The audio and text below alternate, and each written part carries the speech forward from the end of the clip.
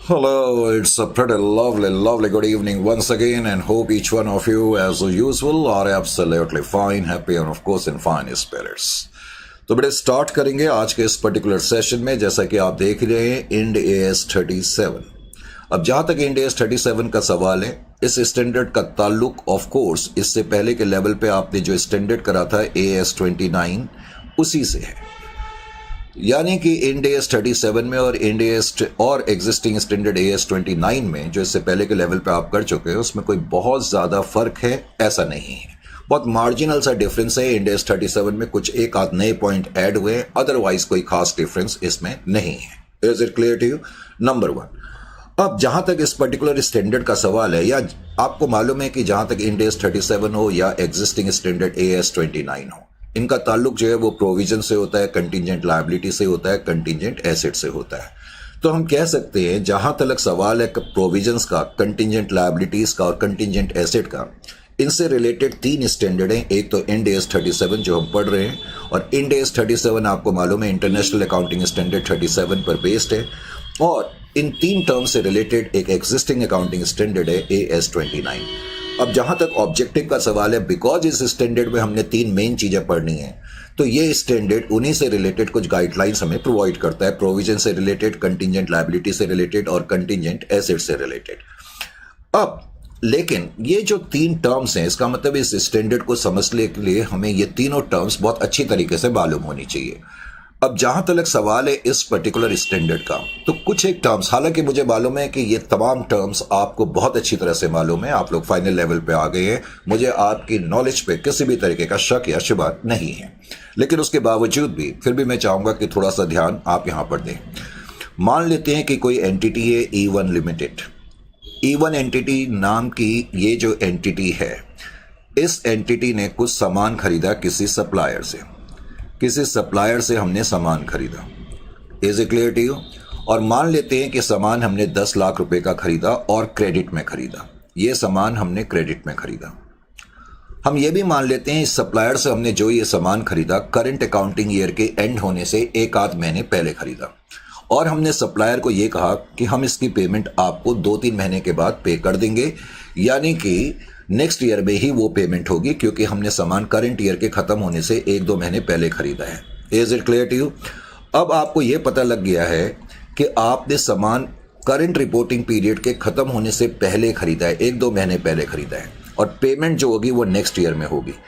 इसका मतलब है एट द ईयर एंड, जब आप ईयर के एंड में पहुंचोगे, मान लेते हैं अकाउंटिंग ईयर का एंड इस पर्टिकुलर डेट को हो रहा है, अकाउंटिंग ईयर के एंड में, अब सबसे पहले अगर मैं अकाउंटिंग लैंग्वेज का यूज करूं तो हम पहले तो मैं ये बोलूंगा कि एंटिटी E1 के ऊपर एक ऑब्लिगेशन है, एक ऑब्लिगेशन है। ऑब्लिगेशन का सिंपल अल्फाज में जो मतलब होता है वो होता है जिम्मेदारी। बहुत से बच्चों को ये वर्ड ऑब्लिगेशन थोड़ा सा तंग करता है। सिंपल वर्ड्स में मतलब है आपके ऊपर एक जिम्मेदारी है। बहुत से बच्चों को लेकिन ये नहीं पता कि जो ये हम वर्ड ऑब्लिगेशन कहते हैं, तो हम एक टर्म और साथ में यूज करते हैं, प्रेजेंट ऑब्लिगेशन। अब मैं इसको यूं कहूंगा कि रिपोर्टिंग डेट को हमारे पर जो ऑब्लिगेशन होता है उसी को प्रेजेंट ऑब्लिगेशन कहते हैं। बहुत से बच्चों को ये प्रेजेंट ऑब्लिगेशन वर्ड जो है बहुत ज्यादा तंग करता है। प्रेजेंट ऑब्लिगेशन का मतलब क्या है कि हमको मालूम है कि रिपोर्टिंग ईयर के एंड में हमें अपनी फाइनेंशियल स्टेटमेंट तैयार करनी होती है ताकि हम उसको प्रेजेंट कर सकें। तो रिपोर्टिंग डेट को हमें अपनी फाइनेंशियल्स बनानी पड़ती है। तो हम देखते हैं उस दिन रिपोर्टिंग डेट को हमारे ऊपर कोई ऑब्लिगेशन है या नहीं, तो उस दिन हमारे ऊपर प्रेजेंट ऑब्लिगेशन है, क्योंकि मैंने सामान खरीदा है और सामने वाली पार्टी ने डेफिनेटली हमें कोई इनवॉइस वगैरह दी होगी, उनके पास एक लीगल प्रूफ है कि उन्होंने हमें सामान बेचा है। तो हमारे ऊपर ना सिर्फ ऑब्लिगेशन है बल्कि ये लीगल ऑब्लिगेशन है, ये लीगल ऑब्लिगेशन है। Is it clear to you? हमारे ऊपर ये लीगल ऑब्लिगेशन है, और लीगल ऑब्लिगेशन है, और हमें मालूम है और श्योरिटी है कि इस ऑब्लिगेशन को हमें डिस्चार्ज करना ही पड़ेगा, because we are legally bounded, और 100% श्योरिटी है कि आउटफ्लो ऑफ फंड्स होगा इस ऑब्लिगेशन को डिस्चार्ज करने में।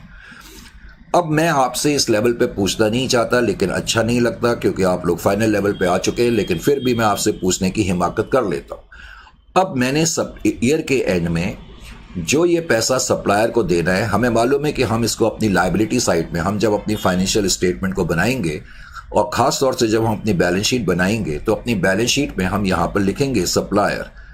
हमने सप्लायर को पैसे देने हैं, 10 लाख रुपए देने हैं, हम इसको लायबिलिटी के रूप में लिखते हैं।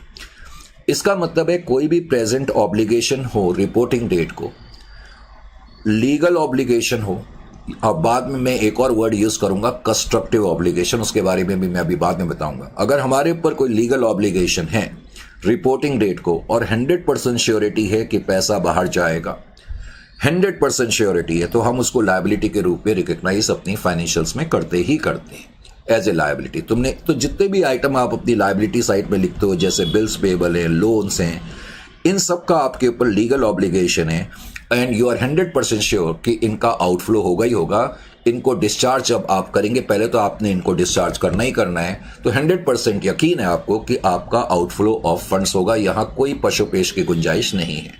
यानी कि you are 100% sure that outflow of funds will take place, you are going to recognise such obligations as liability. पहले तो ये चीज क्लियर हो जानी चाहिए।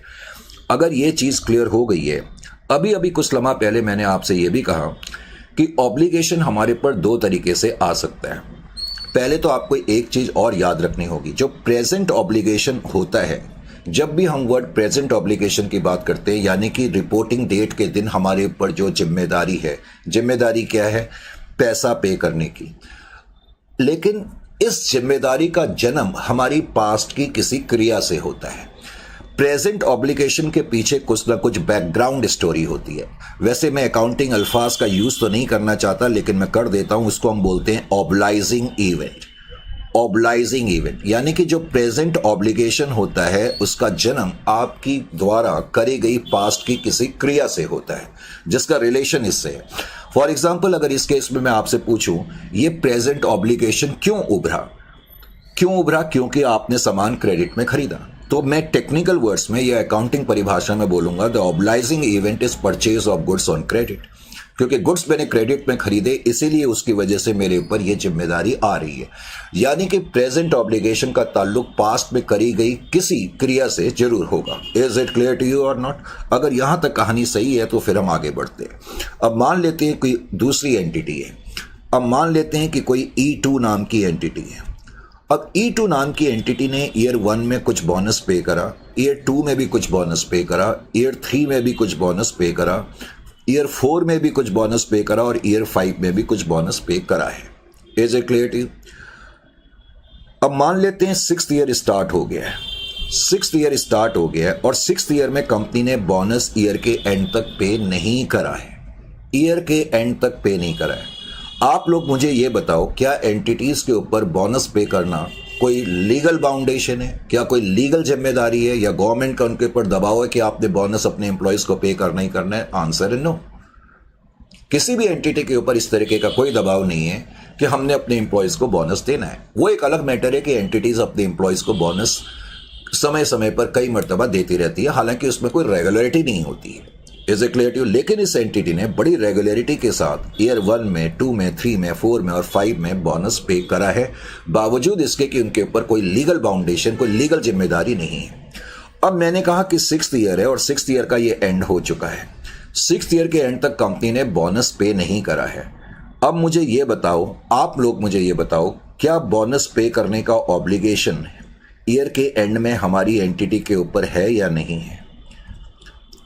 हमारी एंटिटी के ऊपर कोई ऑब्लिगेशन है या नहीं है, ये आपने आंसर देना। आप जरा सोच के मुझे आंसर बताओ, फटाफट बताएं, देखें किसका आंसर पहले आता है। क्या हमारे ऊपर कोई ऑब्लिगेशन है बोनस को पे करने का? सर, लीगल एंगल से तो कोई बोनस नहीं है। You are absolutely right. Legal angle से, अगर लीगल नजरिए से देखें तो हमारे ऊपर किसी तरीके का कोई भी दबाव नहीं है, प्रेशर नहीं है। लेकिन eight the same time past में हमारा एक ट्रेडिशन सा बन गया है, एक प्रैक्टिस सी बन गई है, हमारा एक कस्टम सा बन गया है। यानी कि कभी कभी ऑब्लिगेशन उभरता है आपके द्वारा करी गई कुछ ऐसी एक्टिविटीज से पास्ट में, जो लोगों के दिमाग में, इस केस में एम्प्लॉयज के दिमाग में, एक ऐसा व्यू क्रिएट कर देती हैं कि जो आपने पास्ट में करा था आप करंट में भी करेंगे। फॉर एग्जाम्पल, नेचुरल है कि आपकी कंपनी के जो एम्प्लॉय हैं उनके दिमाग में निश्चित रूप से यह ख्याल आएगा कि पास्ट में पिछले 5 सालों से लगातार आप बोनस पे कर रहे हैं, तो इस साल भी आप बोनस पे करेंगे। Are you getting my point और नॉट? इसका मतलब ये जो ऑब्लिगेशन है आपने ऑफ कोर्स मैंने कहा ऑब्लिगेशन का जन्म पास्ट में करी गई किसी न किसी क्रिया से होता है, तो इस केस में ऑब्लाइजिंग इवेंट क्या है? Payment of bonus in the past 5 years. Past 5 years में आपने बोनस पे करा है, इसका मतलब ये ऑलमोस्ट आपकी कंपनी की पॉलिसी है, प्रैक्टिस है, कस्टम है, ट्रेडिशन है बोनस को पे करना। तो जब ऑब्लिगेशन का जन्म आपकी पास्ट की प्रैक्टिसेस की वजह से, पास्ट के कस्टम्स की वजह से, पास्ट के ट्रेडिशन की वजह से होता है, तो हम कहते हैं ये कंस्ट्रक्टिव ऑब्लिगेशन है। तो ऑब्लिगेशन भी 2 तरीके के होते हैं, एक तो लीगल ऑब्लिगेशन और दूसरा कंस्ट्रक्टिव ऑब्लिगेशन। तो इसको मैं बोलूंगा constructive obligation. This obligation is arising because of past custom, past practices and past traditions. Is it clear to you और नॉट? तो ध्यान ये रखना है कि ये भी आपके ऊपर ऑब्लिगेशन है, ऑल्दो ये लीगल नहीं है, ये लीगल नहीं है, लेकिन नेचुरल है कि आपने एक ऐसा सिनेरियो क्रिएट कर दिया है अपनी एक्टिविटीज से कि कहीं ना कहीं आपके ऊपर ये दबाव आ गया है कि आपको पेमेंट करनी पड़ेगी, क्योंकि आप एज एन एंटिटी, आपको भी मालूम है आपने 5 साल से लगातार बोनस पे करा है, तो इस साल का बोनस भी हमें देना ही पड़ेगा, क्योंकि हमने ऐसी क्रिएशन उनके मन में जो है पैदा कर दी है। तो अब की बार ये जो ऑब्लिगेशन है कंस्ट्रक्टिव ऑब्लिगेशन है, और आपको यहां पर भी यकीन है कि पैसा बाहर जाएगा ही जाएगा। Is it clear to you? तो technically bonus payable will be recognised as a liability. यहां तक तो आपकी बात समझ में आ जानी चाहिए। यानी कि जनरली जो हम लायबिलिटीज बैलेंस शीट के अंदर प्रेजेंट करते हैं, उन केसेस में चाहे वो सप्लायर हो, क्रेडिटर हो, बिल्स पेबल हो, बोनस पेबल हो, आउटस्टैंडिंग एक्सपेंसेस हो, उन सब का हमारे पर लीगल या कंस्ट्रक्टिव ऑब्लिगेशंस होता ही होता है, और 100% हमें श्योरिटी होती है कि, यानी कि लायबिलिटीज के केस में 100% श्योरिटी है कि पैसा बाहर जाएगा ही जाएगा। अब मैं थोड़ा सा आगे की तरफ बढ़ता हूं इस चीज को क्लियर करने के लिए। अब मैंने एक तीसरी सिचुएशन ली, और तीसरी सिचुएशन को ध्यान से देखें। मान लेते हैं कि कोई एंटिटी है E3 नाम की, और ये एंटिटी एक बड़ी एंटिटी है और इसकी बड़ी रेप्यूटेड पार्टीज है। मान लेते हैं कि कोई पार्टी है इनकी, और चलो P1 नाम की कोई पार्टी है जो कि इनका मेजर क्लाइंट है। अब करंट ईयर में कंपनी ने अपनी इस पार्टी को कुछ गुड्स बेचे होंगे या पास्ट में कुछ गुड्स बेचे होंगे। अनफॉर्चुनेटली उन गुड्स की वजह से, वो गुड्स जो आपने इस पार्टी को दिए, इस पार्टी को उन गुड्स की वजह से, या आपने जो रॉ मटेरियल इस पार्टी को दिए, लेट अस से इस पार्टी को कुछ नुकसान हो गया, और ये आपकी one of the major party है, इस बात को भूलना नहीं है। जाहिर है कि आपका ये क्लाइंट आपसे तो खफा होगा ही होगा, क्योंकि आपने उसको जो सामान भेजा, वो जो आपने इससे पहले के लेवल पे सामान भेजा था उस क्वालिटी का नहीं था, या किसी कारण से कह सकते हैं वो डैमेज्ड हालत में पहुंचा। कोई भी वजह रही हो, इस पार्टी को उस सामान को देख करके ऐसा लगा या कि ये सामान जो है, जो हम चाहते थे उस तरीके का नहीं है, उस क्वालिटी का नहीं है, या हमारी सेटिस्फेक्शन लेवल को पूरा नहीं कर रहा है। गुस्से में आकर के इस क्लाइंट ने आपके ऊपर एक केस कर दिया। अब ये केस आपके ऊपर कर दिया, और अब मान लेते हैं कि करंट ईयर के एंड तक ये केस अभी कोर्ट में पेंडिंग है। करंट ईयर के एंड तक ये केस जो है कोर्ट में पेंडिंग है। अब केस कोर्ट में पेंडिंग है, आपने मुझे ये बताना है, पहले तो आप एज एन एंटिटी ये मुझे बताएं, क्या आपके ऊपर कोई ऑब्लिगेशन है, प्रेजेंट ऑब्लिगेशन, कोई प्रेजेंट में रिपोर्टिंग डेट को आपके ऊपर कोई जिम्मेदारी है? सर बिल्कुल है, प्रेजेंट ऑब्लिगेशन है। क्यों है प्रेजेंट ऑब्लिगेशन? मैंने कहा प्रेजेंट ऑब्लिगेशन का जन्म हमेशा पास्ट में करी गई किसी एक्टिविटी से ही होगा, अदरवाइज प्रेजेंट ऑब्लिगेशन हो ही नहीं सकता। तो किस वजह से ये ऑब्लिगेशन है, अगर है तो? क्योंकि पार्टी ने आपके ऊपर एक केस करा हुआ है, आपने डैमेज गुड्स भेजे थे, या आप अपनी पार्टी को सेटिस्फाई नहीं कर सके, जिसकी वजह से उनको कुछ नुकसान पहुंचा, उन्होंने केस कर दिया। तो ऑब्लाइजिंग इवेंट क्या है? द रनिंग डिस्प्यूट, क्योंकि पार्टी ने आपके ऊपर केस कर दिया है। अब रिपोर्टिंग डेट तक उस केस का फैसला नहीं हुआ है, तो आपके ऊपर ये प्रेजेंट ऑब्लिगेशन आ रहा है। अब नेक्स्ट क्वेश्चन ये बनता है, इस केस में, बिकॉज ये केस अभी कोर्ट में है और इसका जो आउटकम होगा वो डिपेंड करता है फ्यूचर कोर्स ऑफ एक्शंस पे, FCA, future actions of court, correct. तो फ्यूचर कोर्स ऑफ एक्शन में फाइनली कुछ वक्त भी लगेगा। ऐसा तो नहीं है कि 1 साल में ही फैसला आ जाएगा, 2 साल में आ जाएगा, हो सकता है 2-3 साल लग जाए। तो कहने का मतलब है रिपोर्टिंग डेट को आप 100% श्योर नहीं हैं कि पैसा बाहर जाएगा, पहले तो नंबर 1। अगर आप 100% श्योर नहीं हैं, फिर तो ये लायबिलिटी हो ही नहीं सकता। पहले तो पॉइंट ये है, जब मैंने अभी कहा कि जब तक 100% श्योरिटी नहीं होगी तब तक हम उसको लायबिलिटी के रूप में रिकग्नाइज नहीं कर सकते। तो 100% श्योरिटी तो पैसा जाने की आप इस केस में आप कह नहीं सकते कि कितना पैसा जाएगा, 100% श्योरिटी के साथ नहीं कहा जा सकता। जबकि क्रेडिटर्स के केस में, बिल्स पेबल के केस में हमें 100% पता है कि इतना इतना पैसा बाहर जाएगा, लेकिन यहां हमारे पास 100% श्योरिटी नहीं है। नंबर 1, ऐसी सिचुएशन में जब 100% श्योरिटी नहीं है तो दो चीजें पॉसिबल हो सकती हैं। फिर हम कुछ एस्टिमेशन करेंगे, देखेंगे, परखेंगे। अगर हमें यह लगता है कि probability of outflow of funds है, probability of outflow of funds है, अगर हमें ऐसा लगता है कि फ्यूचर में इस कोर्ट का जो डिसीजन या डेकरी जिसको आप बोलते हैं हमारे अगेंस्ट चली जाए, यानी कि अनफेवर में हमारे डिसीजन आ जाए, तो उस केस में हमें दूसरी पार्टी को कंपनसेशन देना पड़ेगा।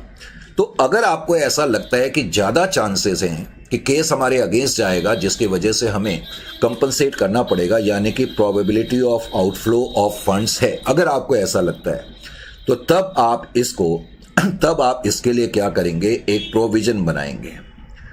और यानी कि अगर आपको यह लगता है कि probability of outflow of funds हैं तो तब आप इस ट्रांजैक्शन को एज ए प्रोविजन अपनी बैलेंस शीट में रिकग्नाइज करेंगे, एज ए प्रोविजन रिकग्नाइज करेंगे, एज ए लायबिलिटी। हालांकि प्रोविजन भी लायबिलिटी, आप इसको यूं समझ सकते हो, बस फर्क इतना है कि लायबिलिटी के केस में हमें एग्जैक्ट अमाउंट पता है कितना जाएगा, जबकि प्रोविजंस के केस में, यानी कि प्रोविजंस ऐसी लायबिलिटी के लिए बनाया जाता है जो कि हमें मालूम है पे करनी पड़ेंगी, ज्यादा चांसेस है कि हमें पे करने पड़ेंगे, पर एग्जैक्ट अमाउंट कितना पे करना पड़ेगा ये हमें नहीं मालूम। Is it clear to you? तो ये थोड़ा सा फर्क होता है, हालांकि प्रोविजन और लायबिलिटी दोनों हम बैलेंस शीट में दिखाएंगे। तो इस केस में मुझे प्रोविजन बनाना पड़ेगा, यानी कि इसको भी मैं अपनी फाइनेंशियल स्टेटमेंट में रिकग्नाइज करूंगा, लेकिन एज ए प्रोविजन रिकग्नाइज करूंगा। तो प्रोविजंस कब रिकग्नाइज करते हैं? When there is present obligation of course first of all, and you feel that chances और probability of outflow of funds is greater, जो आपको लगता है कि probability of outflow of fund जो है ज्यादा है। Is it clear to you? लेकिन अगर आपको यह लगता है कि probability of outflow of funds नहीं है, यानी कि पैसा जाने के चांसेस ज्यादा नहीं है, ऐसा आपको लग रहा है, ज्यादा चांसेस है कि पैसा बाहर नहीं जाएगा, अगर आपको ऐसा लगता है, उस केस में आपको कोई प्रोविजन नहीं बनाना। उस केस में आप इसको अपनी फाइनेंशियल्स में नहीं दिखाएंगे, यानी कि स्टेटमेंट ऑफ पीएनएल और प्रॉफिट एंड लॉस अकाउंट में नहीं दिखाएंगे, लेकिन उस केस में आप इसको अपने नोट्स में दिखाएंगे as a contingent liability. Is it clear to you? तो आपको पहले तो एग्जैक्टली लायबिलिटी का मीनिंग मालूम होना चाहिए। लायबिलिटी का मतलब है यू आर 100% श्योर, और आपको यह भी मालूम है 100% एग्जैक्टली कितना पैसा बाहर जाएगा। प्रोविजंस भी एक तरह की लायबिलिटी है, क्योंकि इसको भी आपको अपनी बैलेंस शीट में रिफ्लेक्ट करना पड़ता है, लेकिन प्रोविजन एस्टिमेशन पर बनता है, उसमें आपको एग्जैक्ट श्योरिटी नहीं है कि कितना पैसा जाएगा, लेकिन आपको इस बात की श्योरिटी है कि पैसा बाहर जाएगा। एग्जैक्ट कितना अमाउंट जाएगा ये हमें नहीं मालूम, लेकिन हमें यह मालूम है पैसा बाहर जाएगा, तो उस केस में प्रोविजंस बनाने पड़ते हैं। Is it clear to you? अब अगर आपको ये चीजें क्लियर हैं, अब पॉइंट ये बनता है कि ऐसी सिचुएशंस में मैं कितना प्रोविजन बनाऊं, यानी कि जिसको हम बोलते हैं मेजरमेंट ऑफ प्रोविजन। मैं कितना प्रोविजन बनाऊं? तो स्टैंडर्ड सिंपल वर्ड्स में यह कहता है कि प्रोविजन जब आप बनाएंगे तो आप बेस्ट एस्टिमेट करेंगे, ये तो इतना ही कह देता है, बेस्ट एस्टिमेट करेंगे। जो बेस्ट पॉसिबल एस्टिमेशन है उसके हिसाब से आप अमाउंट प्रोविजन का बनाएंगे, यानी कि आप अपने पास्ट एक्सपीरियंसेस में देखेंगे कि क्या इस तरीके के केसेस भी हुए हैं आपकी कंपनी के साथ, और अगर हुए हैं तो उसमें आपको कितना मुआवजा देना पड़ा है, तो उस हिसाब से आप कुछ एस्टिमेटेड अमाउंट, यानी कि बेस्ट पॉसिबल एस्टिमेशन आप करेंगे और उसके हिसाब से आप अमाउंट ऑफ प्रोविजन बनाएंगे। Is it clear to you? तो पहले तो ये चीजें इस पर्टिकुलर स्टैंडर्ड में आपकी क्लियर हो जानी चाहिए। अब अगर ये चीजें क्लियर हैं तो फिर मैं थोड़ा सा केस स्टडीज पर आता हूं। पहले कुछ सिंपल केस स्टडीज से हमने स्टार्ट करा। वो कहता है एक मैन्युफैक्चरर है, याद रखो जो पिछले एग्रीकल्चर के नोट्स है उसको मैंने अपने टेलीग्राम चैनल पे अपलोड कर दिया, आप उसमें से डाउनलोड कर सकते हैं। इस पर्टिकुलर स्टैंडर्ड के नोट्स भी मैं अपने टेलीग्राम चैनल पे डाउनलोड कर दूंगा और मैसेज बॉक्स में पिन कर दूंगा मैं मैसेज, आप वहां से भी लिंक देख सकते हैं। करेक्ट। अब a manufacturer gives A warranty, कोई मैन्युफैक्चरर है और वो वारंटी देता है, आगे कह रहा है the terms of the warranty क्या है। वारंटी की टर्म्स के मुताबिक जो मैन्युफैक्चरर है ही अंडरटेक्स टू रिपेयर और replace the item that fail to perform satisfactorily for 2 years from the date of cell.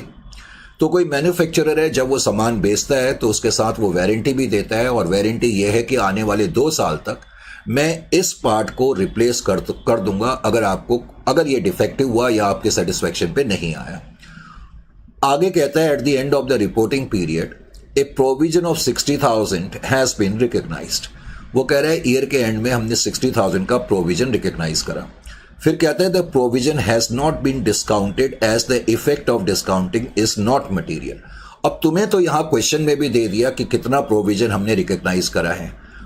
अब वो क्वेश्चन और वो तुमसे क्या पूछ रहा है, वो कह रहा है एंटिटी ने प्रोविजन के अमाउंट को डिस्काउंट नहीं करा है, और आपसे डिमांड क्या करा जा रहा है, आपसे डिमांड करा जा रहा है ड्राफ्ट ए नोट। यानी कि एज ए कंपनी ये जो मैन्युफैक्चरर है, तो जब ये अपनी फाइनेंशियल स्टेटमेंट बनाएगा तो इसको नोट ड्राफ्ट करना पड़ेगा। उस नोट में इसको क्या लिखना पड़ेगा, क्योंकि इन्होंने प्रोविजन तो रिकग्नाइज करा है, 60,000 का रिकग्नाइज भी करा है, लेकिन उसको इन्होंने डिस्काउंट नहीं करा है। तो किस तरीके से हमें नोट लिखना पड़ेगा, कुछ इस तरीके से a provision of 60,000 has been recognised for expected warranty claims on product sold during the last 3 financial year. पिछले 3 साल में जो हमने प्रोडक्ट बेचे थे, क्योंकि हम 2 साल की गारंटी तो देते ही देते, तो वो कह रहा है कि हमने जो भी प्रोडक्ट बेचे थे उसके लिए हमने एक प्रोविजन बनाया है, और वो कह रहे हैं it is expected that majority of this expenditure will be incurred in the next financial year and will be incurred with in 2 years after the reporting period. तो एंटिटी ने नोट में ये भी दे दिया कि हमें ऐसा लगता है कि मेजॉरिटी ऑफ द एक्सपेंडिचर जो है वो विद इन नेक्स्ट 2 years तक क्या बोलते हैं हमें स्पेंड करना पड़ेगा, तो इसलिए हमने इसको डिस्काउंट नहीं करा है। कहने का मतलब ये है। तो एक तो कुछ इस तरीके का क्वेश्चन है। अगला जो क्वेश्चन है ये भी पिछले क्वेश्चन से ही मिलता जुलता है। इसमें भी कह रहा है कोई मैन्युफैक्चरर है और वारंटी देता है, और पिछले क्वेश्चन की तरह इसमें भी ये लिखा है कि जो मैन्युफैक्चरर है उसने जो वारंटी दी हुई है कि कोई भी अगर डिफेक्ट होगा तो वो उसको ठीक कर देगा, लेकिन विद इन 3 years, यहाँ 3 years है। अब आगे कह रहा है on past experience it is probable का मतलब होता है ज्यादा chances, it is probable that there will be some claims under the warranties. तो पास्ट एक्सपीरियंसेस से हमें ये लगता है कि कुछ कस्टमर या क्लाइंट ऐसे हैं जो वारंटी क्लेम मांगेंगे। It is estimated that a reliable estimate can be made of any outflow of funds. और अगर कोई आउटफ्लो ऑफ फंड्स होगा तो उसको हम रिलायबली मेजर कर सकते हैं। ये भी तुम्हें क्वेश्चन में दे दिया है। इस क्वेश्चन में भी कह रहा है ड्राफ्ट ए नोट, लेकिन ड्राफ्ट ए नोट से पहले तुम्हें इसमें एक चीज बतानी पड़ेगी। क्या चीज बतानी पड़ेगी? पहले तो ये जो मैन्युफैक्चरर है इसने वारंटी दी हुई है, और इसको ये भी मालूम है, इसने जो वारंटी दी है कि सामान हमने जिस तारीख को बेचा है उसके 3 साल तक अगर कोई भी पीस डिफेक्टिव निकलेगा हम उसको रिपेयर कर देंगे या रिप्लेस कर देंगे। अब रिपोर्टिंग डेट को पहले तो मुझे ये बताओ कि आपके ऊपर क्या कोई प्रेजेंट ऑब्लिगेशन है, कोई प्रेजेंट ऑब्लिगेशन है या नहीं है? आप बताएं मुझे। सर प्रेजेंट ऑब्लिगेशन है, किस वजह से है? Because of warranty which this entity has given, क्योंकि एंटिटी ने ये वारंटी दी हुई है इसलिए हमारे ऊपर एक प्रेजेंट ऑब्लिगेशन है, क्योंकि हमने इस साल जो भी सामान बेचा है उस सामान को ठीक करने की जिम्मेदारी अगले 3 साल तक हमारे ऊपर है। अगर कोई कस्टमर हमसे कोई सामान ठीक कराएगा या वारंटी क्लेम मांगेगा तो अगले 3 साल तक हमारे ऊपर मंडराता हुआ ये खतरा है या एक जिम्मेदारी है, हम इसको यूं कह सकते हैं। तो हमारे ऊपर एक प्रेजेंट ऑब्लिगेशन है। Is it clear to you?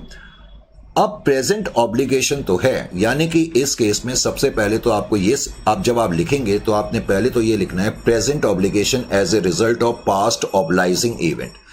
Past obligating event, obligating event का सिंपल वर्ड्स में मतलब है कि पास्ट में आपने कुछ ऐसा करा था। आपने क्या करा था? आपने प्रोडक्ट बेचा था वारंटी के साथ, तो ये ऑब्लाइजिंग इवेंट है। पहले तो ये बात समझ में आनी चाहिए। दूसरा, आपने अपने आप से ये क्वेश्चन पूछना है क्या आउटफ्लो ऑफ फंड्स जो है होने के चांसेस हैं या नहीं हैं? तो इस केस में आउटफ्लो ऑफ फंड्स होने के चांसेस क्लियर हैं, क्योंकि पास्ट एक्सपीरियंसेस से आपको ये पता है कि कुछ कस्टमर क्लेम मांगते ही मांगते हैं। इसका मतलब है कि कुछ कस्टमर क्लेम इस बार भी मांगेंगे जो तुमने इस बार प्रोडक्ट बेचा है। तो इसका मतलब है कि there is probability of outflow of funds, और जब probability of outflow of funds होती है तो मैंने अभी आपको बताया उस केस में हमें एक प्रोविजन बनाना पड़ता है, यानी कि इस प्रोविजन को हमें अपने फाइनेंशियल स्टेटमेंट में लिखना पड़ेगा, रिकॉग्नाइज करना पड़ेगा, और जो हम प्रोविजन बनाएंगे टू दी बेस्ट एस्टिमेट बनाएंगे। यह आपका आंसर इसमें होगा।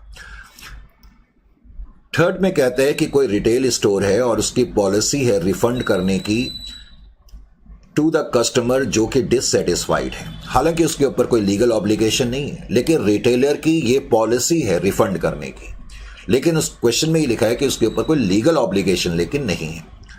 अब वो कह रहा है it's policy of making refunds is generally known, और इसकी रिफंड करने की पॉलिसी वाइडली लोगों को नोन है, यानी कि पता है। It is assumed that a reliable estimate can be made of any outflow. अब उसने क्वेश्चन में ही तुम्हें दे दिया कि अगर कोई आउटफ्लो ऑफ फंड्स होगा तो उसको हम रिलायबली एस्टिमेट कर सकते हैं। तो इस केस में मुझे क्या करना है, कमेंट क्वेश्चन कह रहा है। अब देखो, मैंने अभी तुम्हें बताया कि इस केस में भी हमारे ऊपर रिपोर्टिंग डेट को ऑब्लिगेशन है, लेकिन ये जो ऑब्लिगेशन अब की बार हमारे ऊपर आ रहा है वो लीगल ऑब्लिगेशन नहीं है। क्या ये ऑब्लिगेशन कौन सा है? कंस्ट्रक्टिव ऑब्लिगेशन है। कंस्ट्रक्टिव ऑब्लिगेशन क्योंकि पास्ट में हम ऐसा कर रहे थे और हमारी ये पॉलिसी लोगों को या कस्टमर्स को मालूम है, तो उसका मतलब उनके दिमाग में ये बात आ चुकी है कि ये कंपनी जो है पैसा रिफंड कर देगी अगर ये प्रोडक्ट हमारी सेटिस्फैक्शन पर नहीं आएगा। तो यहां जो ऑब्लिगेशन है वो कंस्ट्रक्टिव है। खैर, ऑब्लिगेशन कंस्ट्रक्टिव हो या लीगल हो, इररिस्पेक्टिव ऑफ दैट, पॉइंट ये है कि वो ऑब्लिगेशन है और वो पास्ट की किसी एक्टिविटी से उसका जन्म हो रहा है। पास्ट की एक्टिविटी क्या है? रिफंड पॉलिसी, जिसकी एक्टिविटी, इसकी वजह से ये प्रेजेंट ऑब्लिगेशन हो रहा है। अब नेक्स्ट क्वेश्चन है क्या आउटफ्लो ऑफ फंड्स होने के चांसेस हैं? तो इस केस में आउटफ्लो ऑफ फंड्स होने के चांसेस हैं। इज इट, क्योंकि एंटिटी पिछले कुछ टाइम से रिफंड करती चली आ रही है तो इस बार भी कुछ रिफंड करना पड़ेगा, तो उसकी वजह से हम कह सकते हैं probability of outflow of funds is there. और जब प्रोबेबिलिटी होगी तो मुझे प्रोविजन रिकॉग्नाइज करना पड़ता है to the best estimate. Next में कहता है कि G1 लिमिटेड नाम की कोई कंपनी है। It entered into a contract for supply of some material with G2 limited. तो इन्होंने G2 लिमिटेड के साथ कुछ कॉन्ट्रैक्ट करा। क्या कॉन्ट्रैक्ट करा? कि हम आपको कुछ मटेरियल सप्लाई करेंगे as per the terms of the contract. और कॉन्ट्रैक्ट में कुछ टर्म्स लिखी हुई हैं, in case there is breach of contract, यानी कि कोई भी पार्टी अगर कॉन्ट्रैक्ट के किसी क्लॉज को वायलेट करेगी या वादा खिलाफी करेगी, the party who will breach the contract will have to pay 50 lakh to the other party. तो वो पार्टी जो कॉन्ट्रैक्ट के किसी क्लॉज को वायलेट करेगी, दूसरी पार्टी को उसे मुआवजा देना पड़ेगा 50 लाख रुपए का। अब इस केस में उसने कहा कि G1 limited breach the contract with G2 limited. अब वो कह रहा है G1 लिमिटेड ने जो है कुछ वादा खिलाफी करी, यानी कि हमने जो सामान वगैरह, पहले तो कॉन्ट्रैक्ट हमारा ये था कि G1 लिमिटेड नाम की कंपनी को G2 लिमिटेड नाम की कंपनी कुछ माल सप्लाई करेगी। G2 लिमिटेड हमें कुछ माल सप्लाई करेगी। Entered into a contract for supply of some material with G2 limited, correct. तो हो सकता है किसी कारण से हमने जो भी कॉन्ट्रैक्ट रहा हो उसके किसी टर्म को वायलेट करा हो। अब हमने वायलेट करा है, क्वेश्चन ये कहता है G1 ने वायलेट करा है। अब जो पार्टी वायलेट करेगी उसको 50 लाख का कंपनसेशन देना पड़ेगा दूसरी पार्टी को। Is it clear to you? तो इस केस में भी हम कहेंगे पहले तो ऑब्लिगेशन है नंबर 1, लेकिन ये ऑब्लिगेशन का जन्म क्यों हो रहा है, उसके पीछे कारण क्या है? Because of the contract. और कॉन्ट्रैक्ट क्या था? ब्रीच ऑफ कॉन्ट्रैक्ट, कि कोई भी पार्टी अगर ब्रीच ऑफ कॉन्ट्रैक्ट करेगी तो वो दूसरी पार्टी को जो है पैसा देगी। तो इस केस में, in this case, obligating event is breach of contract that will give rise to the present obligation। तो G1 लिमिटेड नाम की जो कंपनी है उसको ये ऑब्लिगेशन सेटल करना ही पड़ेगा, उसको एक प्रोविजन बनाना पड़ेगा उसके लिए, और हम इसको अपनी बैलेंस शीट में रिकॉग्नाइज करेंगे। 5 में कहते हैं कि FX लिमिटेड नाम की कोई कंपनी है and engaged in the manufacture of fertilisers. तो FX लिमिटेड नाम की कंपनी है, वो फर्टिलाइजर्स मैन्युफैक्चर करती है। आगे कह रहा है effluents discharge in manufacturing process have polluted the river near the manufacturing plant. तो जब हम मैन्युफैक्चर करते हैं तो एफ्यूलेंट्स मतलब उसके कुछ पार्ट्स वगैरह जो होते हैं वो डिस्चार्ज होते होंगे और मैन्युफैक्चरिंग प्रोसेस के दौरान, जिससे कि आसपास कोई नदी बहती होगी और वो नदी जो है वो पॉल्यूट हो रही है, और वो जो रिवर है वो नियर द मैन्युफैक्चरिंग प्लांट है, इसलिए वो रिवर जो है पॉल्यूट होती है। अब कह रहा है कि उस इलाके के जो लोग हैं, the residents of near by locality launched a massive agitation against the pollution. तो उस इलाके के जो लोग हैं उन्होंने देखा भाई ये जो नहर है, ये जो नदी है, ये पॉल्यूट हो रही है, तो उन्होंने एनटीटी के खिलाफ मैसिव प्रोटेस्ट करना शुरू कर दिया। अब वो कह रहा है FX Limited agree to their demands to reduce the water pollution by installing the necessary effluent treatment। तो FX Limited ने कहा ठीक है, आपने प्रोटेस्ट करी है, हम कोशिश करते हैं कि जो ये पार्ट्स हैं या टुकड़े हैं मैन्युफैक्चरिंग के दौरान नदी में ना जाएं, जिसकी वजह से नदी पॉल्यूट ना हो, तो इसके लिए हम क्या करेंगे, इंस्टॉल करेंगे कुछ नेसेसरी मशीनरी, आप कह लो। Is it clear to you? आगे कह रहे हैं however during the year no steps are taken to install the plant. लेकिन ड्यूरिंग द ईयर अभी तक हमने कोई भी स्टेप नहीं लिए। आगे ये भी है कि there is no legislation requiring the company to reduce its pollution in its existence. At the same time कोई लीगल ऑब्लिगेशन भी हमारे पर नहीं है कि हमें अपने पॉल्यूशन का लेवल घटाना है। अब आपने सोच के समझ के हमें ये बताना है, क्या इस केस में आपके ऊपर किसी तरीके का कोई ऑब्लिगेशन है या नहीं है? पहले तो मुझे ये बताओ, इस केस में क्या आपके ऊपर कोई लीगल ऑब्लिगेशन है? लीगल ऑब्लिगेशन तो नहीं है। लीगल ऑब्लिगेशन इसलिए नहीं है क्योंकि कोई लॉ ही नहीं है जो ये कहता है कि इस एंटिटी के ऊपर कोई किसी तरीके का लॉ वर्क नहीं करेगा, क्योंकि कहता है कोई लॉ ही नहीं है जो ये कह रहा है कि आपको अपने पॉल्यूशन का लेवल कम करना है। तो इसका मतलब लीगल ऑब्लिगेशन तो नहीं है रिपोर्टिंग डेट को। क्या कंस्ट्रक्टिव ऑब्लिगेशन है? कंस्ट्रक्टिव ऑब्लिगेशन है। अब ये कंस्ट्रक्टिव ऑब्लिगेशन कैसे आया? क्योंकि आपने रेजिडेंट के साथ एक प्रॉमिस कर दी, यानी कि आपके किसी एक्ट ने सामने वाली पार्टी में ये ख्याल पैदा कर दिया कि आप तो ऐसा करेंगे ही करेंगे। बात समझ में आई? तो आपने रेजिडेंट को एक प्रॉमिस करा कि हम स्टेप लेंगे, और हम स्टेप लेंगे, एक एफ्लुएंट ट्रीटमेंट प्लांट लगाएंगे, तो आपके ऊपर एक कंस्ट्रक्टिव ऑब्लिगेशन है। अब बिकॉज कंस्ट्रक्टिव ऑब्लिगेशन तो आपके ऊपर है, तो कंस्ट्रक्टिव ऑब्लिगेशन है और इस केस में आपको ये लगाना ही पड़ेगा। इसका मतलब probability of outflow of funds इस केस में होगी, जिसकी वजह से आपको प्रोविजन जो है वो रिकॉग्नाइज करना पड़ेगा। Is it clear to you? तो कंस्ट्रक्टिव ऑब्लिगेशन का मतलब क्या होता है कि आपने पास्ट में कुछ ऐसा कर दिया है जिसकी वजह से लोगों के दिमाग में या पार्टीज के दिमाग में एक ऐसी वैलिड एक्सपेक्टेशन आ जाती है कि उनको लगता है कि आप ऐसा करेंगे ही करेंगे। 6th में है, कहता है the government introduces a number of changes to the income tax system. कहता है गवर्नमेंट ने इनकम टैक्स सिस्टम में कुछ चेंजेस करे। अब उन चेंजेस की वजह से क्या हुआ है? As a result of these changes an entity in the financial services sector will need to retrain a large proportion of its administrative and sales workforce in order to ensure continued compliance with financial services regulations। तो government ने कुछ changes करे income tax system में, जिसकी वजह से आपको अपनी वर्कफोर्स को रीट्रेन करना पड़ेगा, उनको दोबारा से ट्रेनिंग देनी पड़ेगी, ताकि जो ये नई चीजें आए हैं उनको हम ठीक तरीके से कंप्लायंट कर सकें, उनको कंप्लाई कर सकें, क्योंकि हम एक फाइनेंशियल सेक्टर की कंपनी है। आगे कह रहा है at the end of the reporting period no retraining of staff has taken place. लेकिन ईयर के एंड तक हमने कोई रीट्रेनिंग करना शुरू नहीं करा है। आगे ये अधिकतर तुम्हें क्वेश्चन में दिया रहेगा कि it is assume that reliable estimate can be made of any outflow expected. अब इस क्वेश्चन में एक्चुअली ये पैराग्राफ कुछ नहीं है। इस क्वेश्चन में अब मेन चीज तुम्हें जो समझनी पड़ेगी, सबसे पहले तो प्रोविजन हमें क्या बनाना है या नहीं बनाना। इसके लिए सबसे पहले तो हम ये देखते हैं रिपोर्टिंग डेट को हमारे पर कोई ऑब्लिगेशन है या नहीं है। अब आप मुझे ये बताओ कि आपके ऊपर इस केस में कोई ऑब्लिगेशन है, किसी चीज का ऑब्लिगेशन है या नहीं है, कोई प्रेजेंट ऑब्लिगेशन है या नहीं है। अगर मैं ध्यान से देखूं तो इस केस में मेरे ऊपर किसी चीज का कोई ऑब्लिगेशन नहीं है, क्योंकि मैंने कहा प्रेजेंट ऑब्लिगेशन का जन्म तभी हो सकता है जब पास्ट में हम कुछ ऐसा कर रहे थे। हमने तो पास्ट में ऐसा कुछ करा नहीं है। ये तो गवर्नमेंट की क्या बोलते हैं एक पॉलिसी आई है जिसके तहत कुछ गवर्नमेंट ने अपने इनकम टैक्स सिस्टम में जो है चेंजेस करे होंगे। हाँ, हमें अपने स्टाफ को रीट्रेन करना है, नो डाउट अबाउट दैट। उसकी वजह से हमें अपने स्टाफ को ट्रेनिंग वगैरह देनी तो पड़ेगी, इसमें तो किसी तरीके का डाउट नहीं है। लेकिन एट द सेम टाइम मेरे ऊपर ऐसा करने की कोई जिम्मेदारी तो नहीं है ना, तो कोई लीगल जिम्मेदारी है और ना कोई कंस्ट्रक्टिव जिम्मेदारी है। तो बिकॉज अब की बार कोई प्रेजेंट ऑब्लिगेशन नहीं है तो इस केस में कोई प्रोविजन बनाने की हमें जरूरत नहीं है। Is it clear to you और नॉट?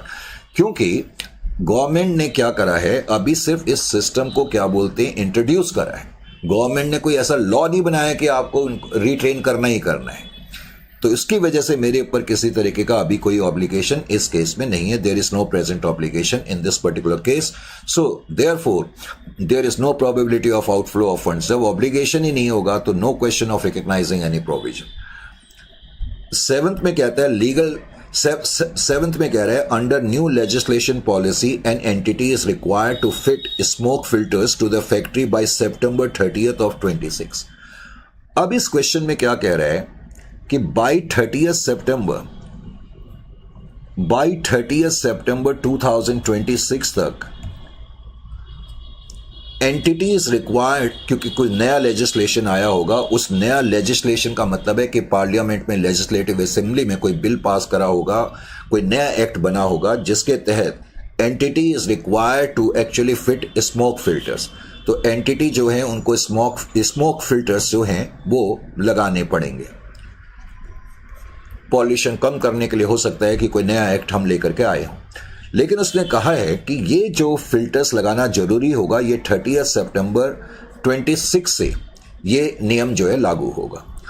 आगे कह रहा है the entity has not fitted the smoke filters, it is assumed that a reliable estimate can be made of any outflow expected. अब क्वेश्चन की इस केस में डिमांड, उसने तो सिर्फ इतना ही लिखा है कमेंट, लेकिन अगर सपोज मैं आपसे ये पूछूं कि 31 मार्च इस डेट से पहले खत्म होगा, 31 मार्च 2026 को अगर मैं पूछूं कि आप अपने फाइनेंशियल्स बना रहे हैं तो उस केस में आपका आंसर क्या होगा? और अगर आप 31/3/2027 को अपने फाइनेंशियल्स बना रहे हैं तब आपका आंसर क्या होगा? देखो 31/3/2026 को तो आपको आंसर देना आसान है। क्यों आंसर देना आसान है? क्योंकि ये जो नियम है वो आपके करंट ईयर जो कि 31 मार्च 2026 को होगा, उसके बाद ये नियम जो है लागू होगा। इसका मतलब है 31 मार्च 2026 को आपके ऊपर किसी तरीके का कोई ऑब्लिगेशन नहीं है। ऑब्लिगेशन इसलिए नहीं है क्योंकि कोई ऑब्लाइजिंग इवेंट ही नहीं है। मैंने कहा ऑब्लिगेशन का जन्म तभी हो सकता है जब उसका रिलेशन पास्ट में करी गई किसी एक्टिविटी से हो। Are you getting my point और नॉट? तो there is no obligation because there is no obligating event, correct, for the cost of fitting the smoke filters और for fines under the legislation. तो इसलिए इस दिन हमें कोई प्रोविजन बनाने की जरूरत नहीं है। 31 मार्च तक तो हमें बनाने की कोई जरूरत ही नहीं है क्योंकि ये नियम जो आएगा प्रैक्टिकली 30 सितंबर को आएगा। अब मेरा क्वेश्चन ये 30 सितंबर 2026 को आएगा। अब अगर मैं 31 मार्च 2027 के एंड में आ जाता हूं, इसका मतलब है कि ये जो एक्ट है वो ऑलरेडी प्रैक्टिकलिटी में आएगा 30 सितंबर 2026 को। अब हम ईयर के एंड में आ गए। अब मुझे ये बताओ कि इस केस में क्या है? There is still no obligation for the cost of fitting the smoke filters because no obligating event has taken place. अब जब ये लाइन लिखी जाती है तो बहुत से स्टूडेंट को ये समझ ही नहीं आता कि क्या चक्कर है। देखें यहां पर, अब मैं ईयर के एंड में पहुंच गया। ईयर के एंड में 31/3/2027 को मैं पहुंच चुका हूं, जबकि नियम के मुताबिक 30 सितंबर तक एंटिटीज को स्मोक फिल्टर्स लगाने पड़ेंगे। नियम तो ये कहता है 30 सितंबर 2026 को लगाने पड़ेंगे, लेकिन क्वेश्चन में ये दिया है हमारी एंटिटी ने इस साल के अंत तक भी स्मोक फिल्टर्स को फिट नहीं करा है।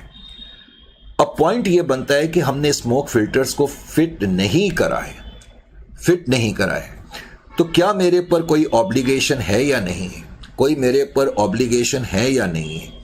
देखो इस केस में भी मेरे पर ऑब्लिगेशन नहीं है क्योंकि अभी मैंने स्मोक फिल्टर्स जो हैं उनकी फिटिंग स्टार्ट ही नहीं करी है। देखो जब तक मैं इनकी फिटिंग को स्टार्ट नहीं करूंगा तब तक मुझे इनकी कोई पेमेंट थोड़ी करनी। ऑब्लिगेशन का मतलब क्या है? एक तरीके से खर्चा। मैंने अभी तक स्मोक फिल्टर्स लगाने ही शुरू नहीं करे तो ये स्मोक फिल्टर्स का जो कॉस्ट होगी वही तो ऑब्लिगेशन होगी ना। पहले तो ऑब्लिगेशन का मीनिंग क्लियर कर लें। जो स्मोक फिल्टर्स की वजह से आपका खर्चा आएगा, जो पैसा आपको देना पड़ेगा वो तो तब देना पड़ेगा जब आप स्मोक फिल्टर्स लगाना शुरू करेंगे। तो स्मोक फिल्टर्स को लगाने का ऑब्लिगेशन तो इस तारीख को भी नहीं है, यानी कि there is no obligation still for the cost of constructing the smoke filters, क्योंकि आपने स्मोक फिल्टर्स को लगाना शुरू ही नहीं करा है, उसका तो ऑब्लिगेशन नहीं है, नो डाउट, उसका कोई ऑब्लिगेशन नहीं है। तो इसलिए as such no provision is required for the cost of smoke filters. लेकिन बिकॉज अब आप नियम की डेट से आगे बढ़ चुके हैं, नियम यह था कि इस तारीख तक आपको स्मोक फिल्टर्स फिट करने हैं, अब बिकॉज आप ईयर के एंड में आ चुके हैं, तो ऐसा हो सकता है कि कल गवर्नमेंट का कोई रिप्रेजेंटेटिव आकर के आपसे पूछे भाई आपने स्मोक फिल्टर्स क्यों नहीं लगाए हैं। तो इसका मतलब आपके ऊपर ये वाला खर्चा तो इसलिए नहीं आ रहा क्योंकि आपने स्मोक फिल्टर्स अभी लगाने शुरू ही नहीं करे, लेकिन आपके ऊपर कोई फी का खर्चा, कोई फाइन्स का खर्चा, कुछ पेनल्टी का खर्चा जरूर आ सकता है। तो ऑब्लिगेशन फॉर स्मोक फिल्टर तो नहीं है, लेकिन obligation for fees and fines will be there. वो इसलिए बिकॉज आपने अभी तक स्मोक फिल्टर्स नहीं लगाए हैं, उसकी वजह से ये वाला ऑब्लिगेशन पैदा हो रहा है, payment of fees and fines. इसका मतलब there is no obligation with respect to fitting of smoke filters because we haven't started what we call construction of smoke filters या फिटिंग ऑफ स्मोक फिल्टर्स, तो इसलिए उसकी वजह से तो कोई ऑब्लिगेशन नहीं है। तो no provision is required for the cost of fitting the smoke filters, but provision may be required for what we call any fees and fines or penalties which may be imposed upon us। तो ऐसे question में जब हम answer ये देते हैं कि no obligation, तो कई बच्चे क्या बोलते हैं समझ नहीं पाते, तो ये वाला पार्ट आपकी समझ में आना चाहिए। बिकॉज स्मोक फिल्टर का ऑब्लिगेशन का मतलब जब मैं उस चीज को कंस्ट्रक्ट करना स्टार्ट करूंगा या मैं स्मोक फिल्टर्स को फिट करना स्टार्ट करूंगा, तभी तो कुछ खर्चा आएगा उस चीज की वजह से। जब मैंने वो स्टार्ट ही नहीं कराया तो कोई खर्चा कैसे आएगा, इसलिए उसके लिए मुझे कोई प्रोविजन बनाने की जरूरत नहीं है। लेकिन हाँ, पेनल्टी वगैरह मेरे ऊपर लग सकती है क्योंकि मैं जो ये एक्ट है, कानून की जो डेट है उससे हम आगे बढ़ चुके हैं, एक्सीड कर चुके हैं, तो उस केस में हमारे ऊपर हम पेनलाइज हो सकते हैं। 8th में क्या है, अब कोई एंटिटी है, हैज ए लाइनिंग। लाइनिंग का मतलब क्या होता है, अब इसको समझाने के लिए मैंने यहां मीनिंग भी लिख दिया, material that covers the inside surface of something, जिसको यहां पर लिखा हुआ है अस्तर। Is a clear to you? यानी कि सिंपल वर्ड्स में लाइनिंग जो है वो कहता है मटेरियल होता है that covers the inside surface of something, कोई सरफेस है उसके अंदरूनी जो सतह है उसको कवर करने के लिए मटेरियल जो होता है उसको लाइनिंग कहते हैं, बस ऐसे समझ जाओ। तो कहता है कोई एंटिटी है उसकी लाइनिंग है। अब वो कह रहा है कि that needs to be replaced every 5 years for technical reasons, हर 5 साल में टेक्निकल रीजंस की वजह से हमें उसको चेंज करना पड़ता है, करेक्ट। अब कह रहा है at the end of the reporting period the lining has been in use for 3 years। अब 5 में से 3 साल तो गुजर चुके हैं, करेक्ट। और कह रहा है ये लाइन तुम्हें दी रहती है, it is assume that a reliable estimate can be made of any outflow of funds. इसका मतलब जो हम कहते हैं ना probability of outflow of funds है, इसका मतलब हम उसको रिलायबली मेजर कर सकते हैं। अब इस केस में क्या है, पहले तो इस केस में कोई प्रेजेंट ऑब्लिगेशन है, नो ऑब्लिगेशन, नो ऑब्लिगेशन। वो क्या कह रहा है, जो लाइनिंग है उसको 5 साल में हमें चेंज करना है। ऑब्लिगेशन इसलिए नहीं है, नंबर 1, एक तो अभी 5 साल गुजरे ही नहीं है, वो कहता है 3 साल गुजरे हैं। Is it clear to you? अगर मैं कहता हूं यहां मैंने ये लिखा होता 3 की बजाय मैंने यहां पर 5 years भी लिखा होता, तब भी मेरा आंसर होता नो ऑब्लिगेशन। आप बोलोगे कैसे सर, 5 साल के बाद तो उसको चेंज करना ही करना है। देखो इस केस में भी कोई ऑब्लिगेशन इसलिए नहीं माना जा रहा है क्योंकि हो सकता है कि 5 साल के होने के बाद भी मैं कंटिन्यू ही ना करूं ये business. Are you getting my point और नॉट? मेरा लाइनिंग का बिजनेस है तो एंटिटी इस खर्चे को अवॉइड कर सकती है, एंड बिकॉज ये खर्चा होगा नहीं होगा, ये तो फैसला इस बात पर होगा कि कंपनी क्या इसको कंटिन्यू रखना चाहती है या नहीं रखना चाहती। तो इसलिए cost of replacing the lining will not be recognised, उसको हम रिकॉग्नाइज नहीं करेंगे, बिकॉज एज ए प्रोविजन के रूप में रिकॉग्नाइज नहीं करेंगे, क्योंकि ये खर्चा होगा या नहीं होगा ये इस बात पे डिपेंड करता है कि एंटिटी बिजनेस को कंटिन्यू करेगी या नहीं करेगी। सपोज मैंने कहा 3 की बजाय बल्कि तुम इसको 3 की बजाय 5 years ही कर लो, 5 years में रिप्लेस करना था, और मान लेते हैं 5 साल का टाइम गुजर गया और हमने अभी तक कोई रिप्लेसमेंट नहीं करी है, तो उसके बावजूद भी मैं ये बोलूंगा कि there is no obligation. Obligation इसलिए नहीं है आपकी बार क्योंकि मैंने कहा कि क्या ये खर्चा रिप्लेसमेंट का खर्चा होगा या नहीं होगा, वो इस बात पे डिपेंड करता है कि हम फ्यूचर में कंटिन्यू रखेंगे या नहीं रखेंगे। इसलिए यहाँ पर भी कोई तुम्हें प्रोविजन बनाने की ज़रूरत नहीं है। इसी लॉजिकल रीजनिंग के साथ अगला क्वेश्चन भी है 9th, जिसको कि आप खुद कर सकते हैं। इसी लॉजिकल रीजनिंग के साथ अगला क्वेश्चन है 10th, जिसको कि आप कर सकते हैं। अब क्वेश्चन नंबर 11 पे हम आते हैं, लेकिन 11th को करने से पहले थोड़ा सा हम 5 मिनट का ब्रेक लेते हैं और फिर आगे हम जर्नी स्टार्ट करेंगे। Is it clear to you?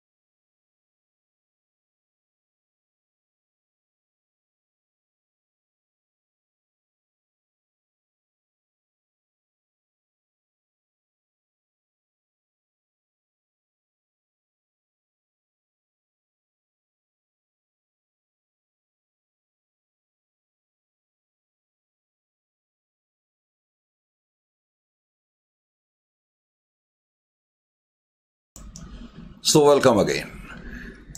अब क्वेश्चन नंबर 11 में क्या कहता है, let's have a look over here. तो क्वेश्चन नंबर 11 में कहता है कि जो एंटिटी है, an entity in the oil industry जिसका कि अकाउंटिंग ईयर 31 मार्च कह लो, यहाँ पर 31 मार्च लिखा नहीं हुआ है, जिसका अकाउंटिंग ईयर 31 मार्च को ख़त्म होता है, करेक्ट। तो कोई कंपनी है, ऑयल इंडस्ट्री की है।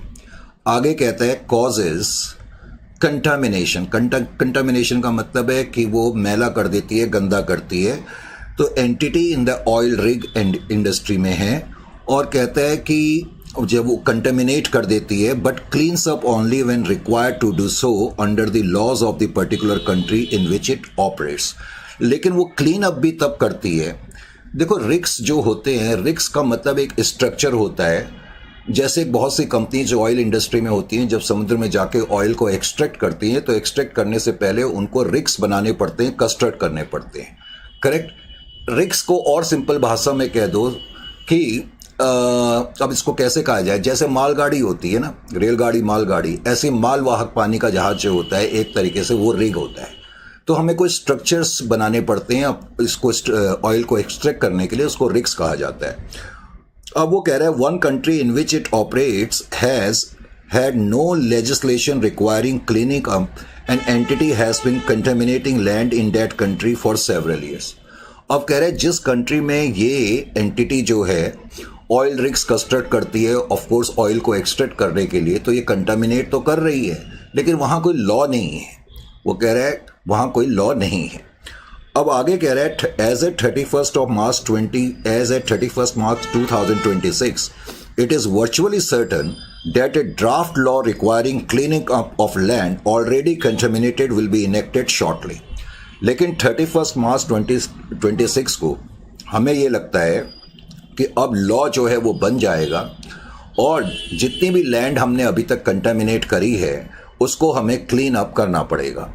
तो ये प्रॉब्लम है आफ्टर द ईयर एंड, यानी कि ईयर एंड के बाद हमें उसको क्लीन अप करना पड़ेगा। It is assumed that a reliable estimate can be made of any outflow expected. Mostly ये लाइन तुम्हें क्वेश्चन में मिलेगी। अब इस केस में तुम्हारे ऊपर प्रेजेंट ऑब्लिगेशन है। तुम्हारे ऊपर प्रेजेंट ऑब्लिगेशन इस केस में क्यों है? क्योंकि प्रेजेंट ऑब्लिगेशन इसलिए है क्योंकि ऑब्लाइजिंग इवेंट क्या है? Contamination of land.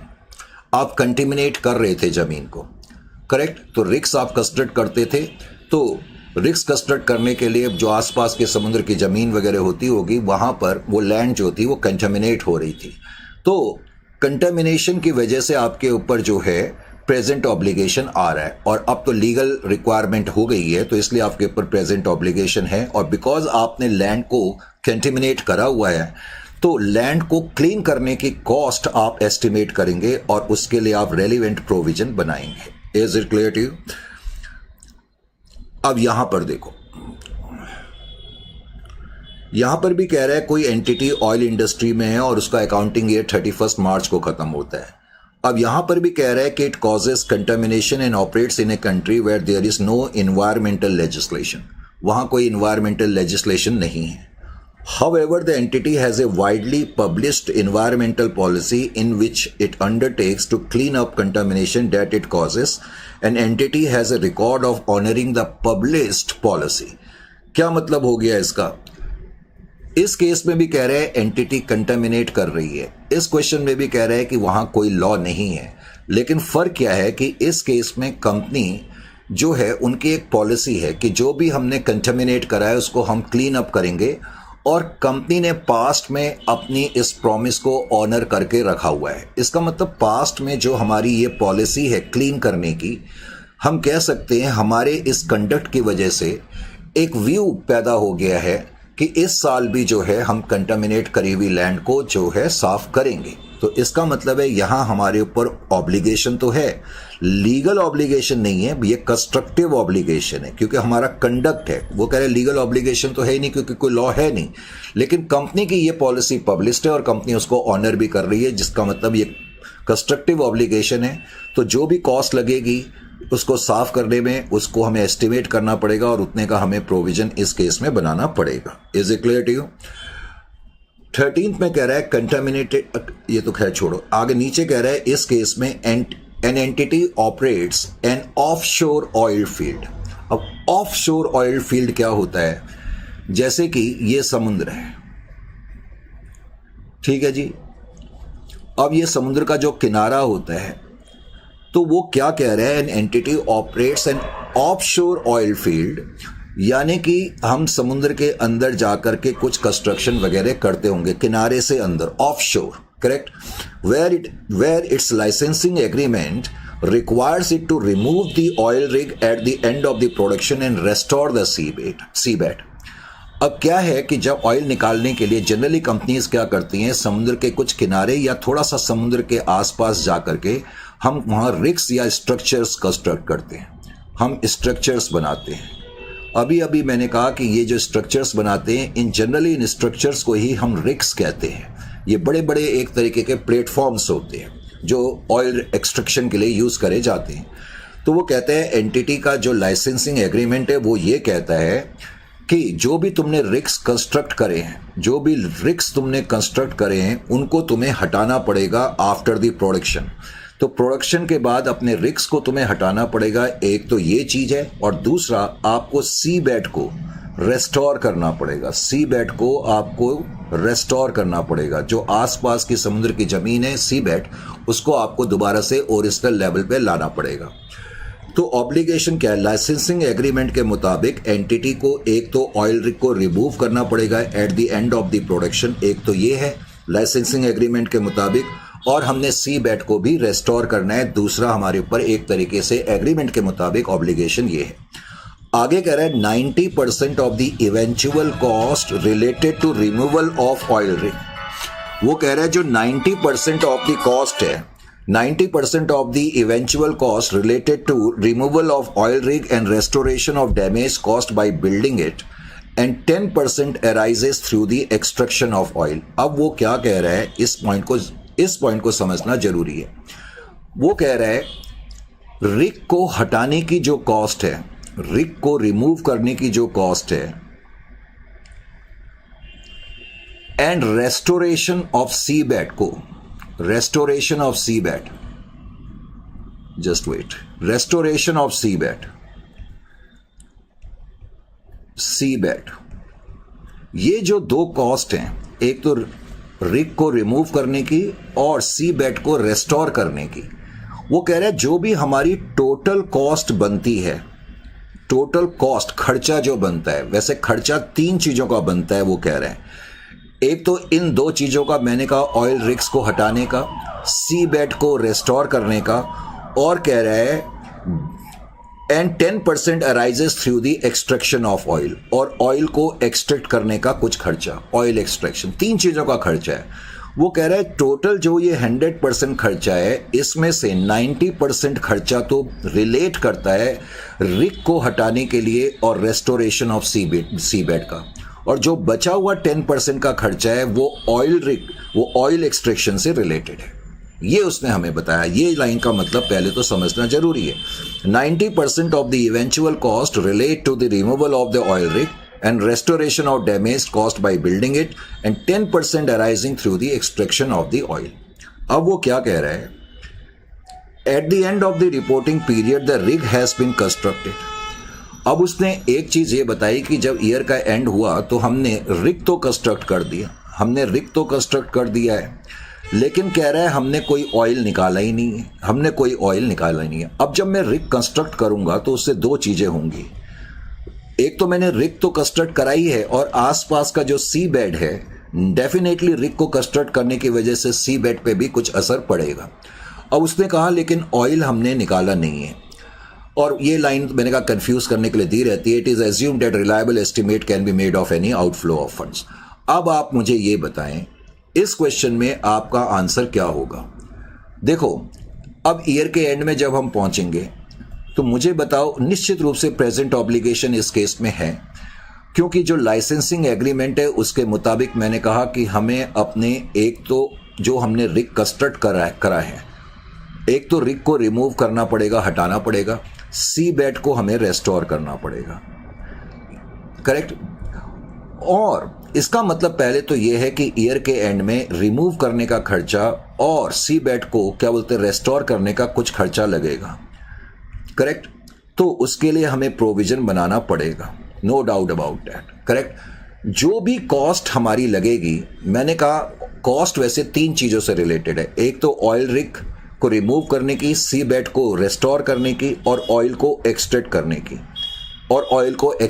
की। प्रॉब्लम यह है कि मैंने ऑयल तो एक्सट्रैक्ट करा ही नहीं है।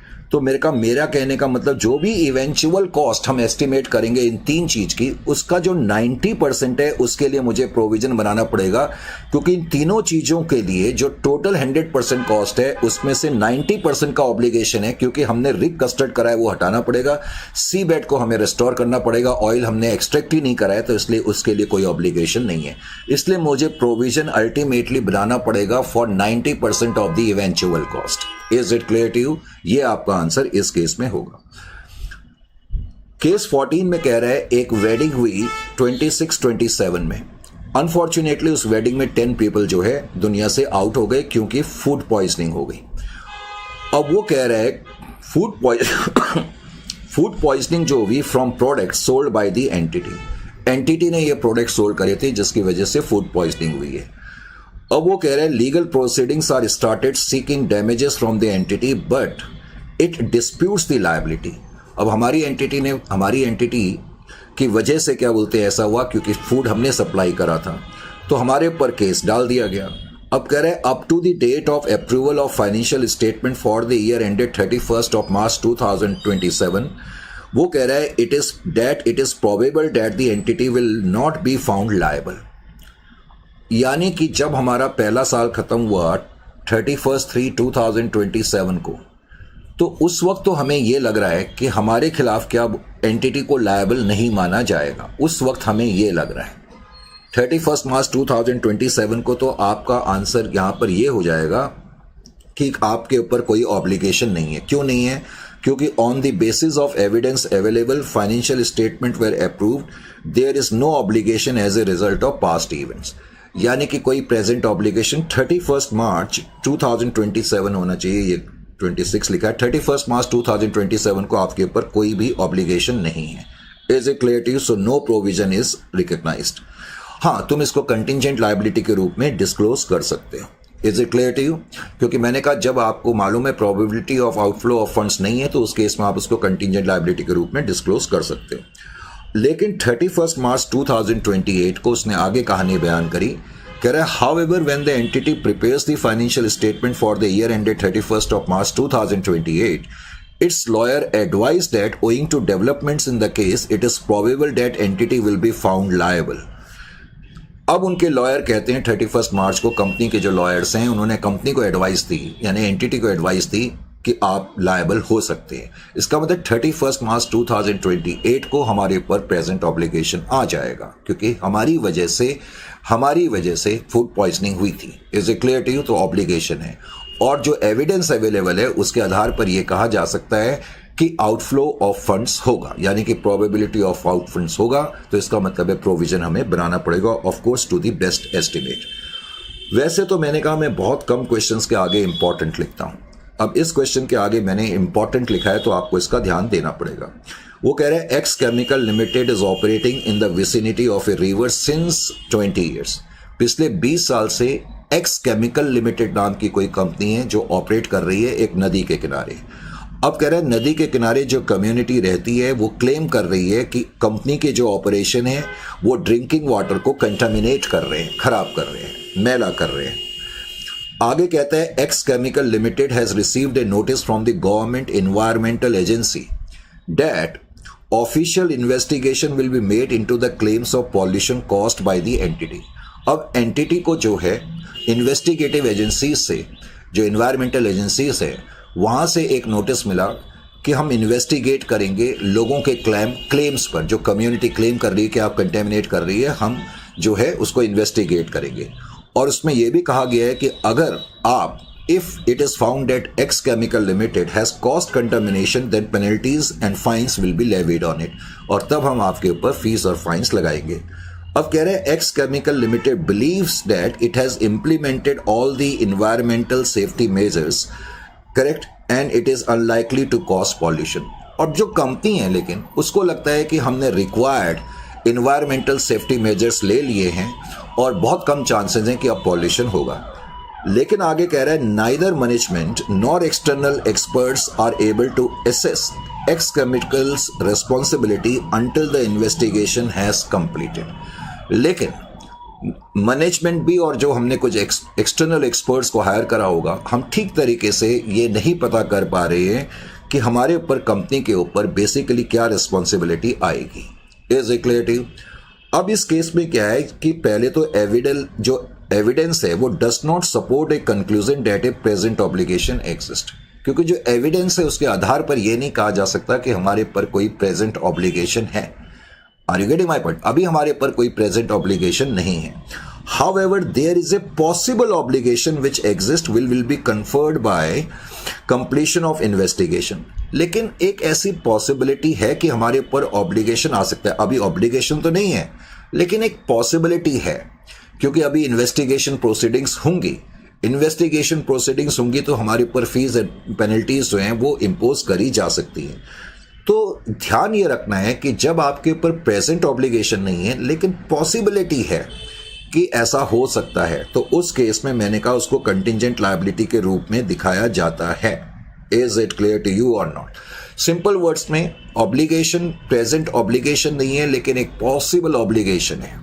Correct. At the same time outflow of funds के बारे में अभी हमें probability of outflow of funds होगी या नहीं होगी, अभी उसके बारे में हमें पता नहीं है, लेकिन एक पॉसिबल ऑब्लिगेशन हमें लगता है। तो जब पॉसिबल ही लगता है तो उस केस में उसको डिस्क्लोज करना बेटर रहता है, तो आप इसको डिस्क्लोज करेंगे।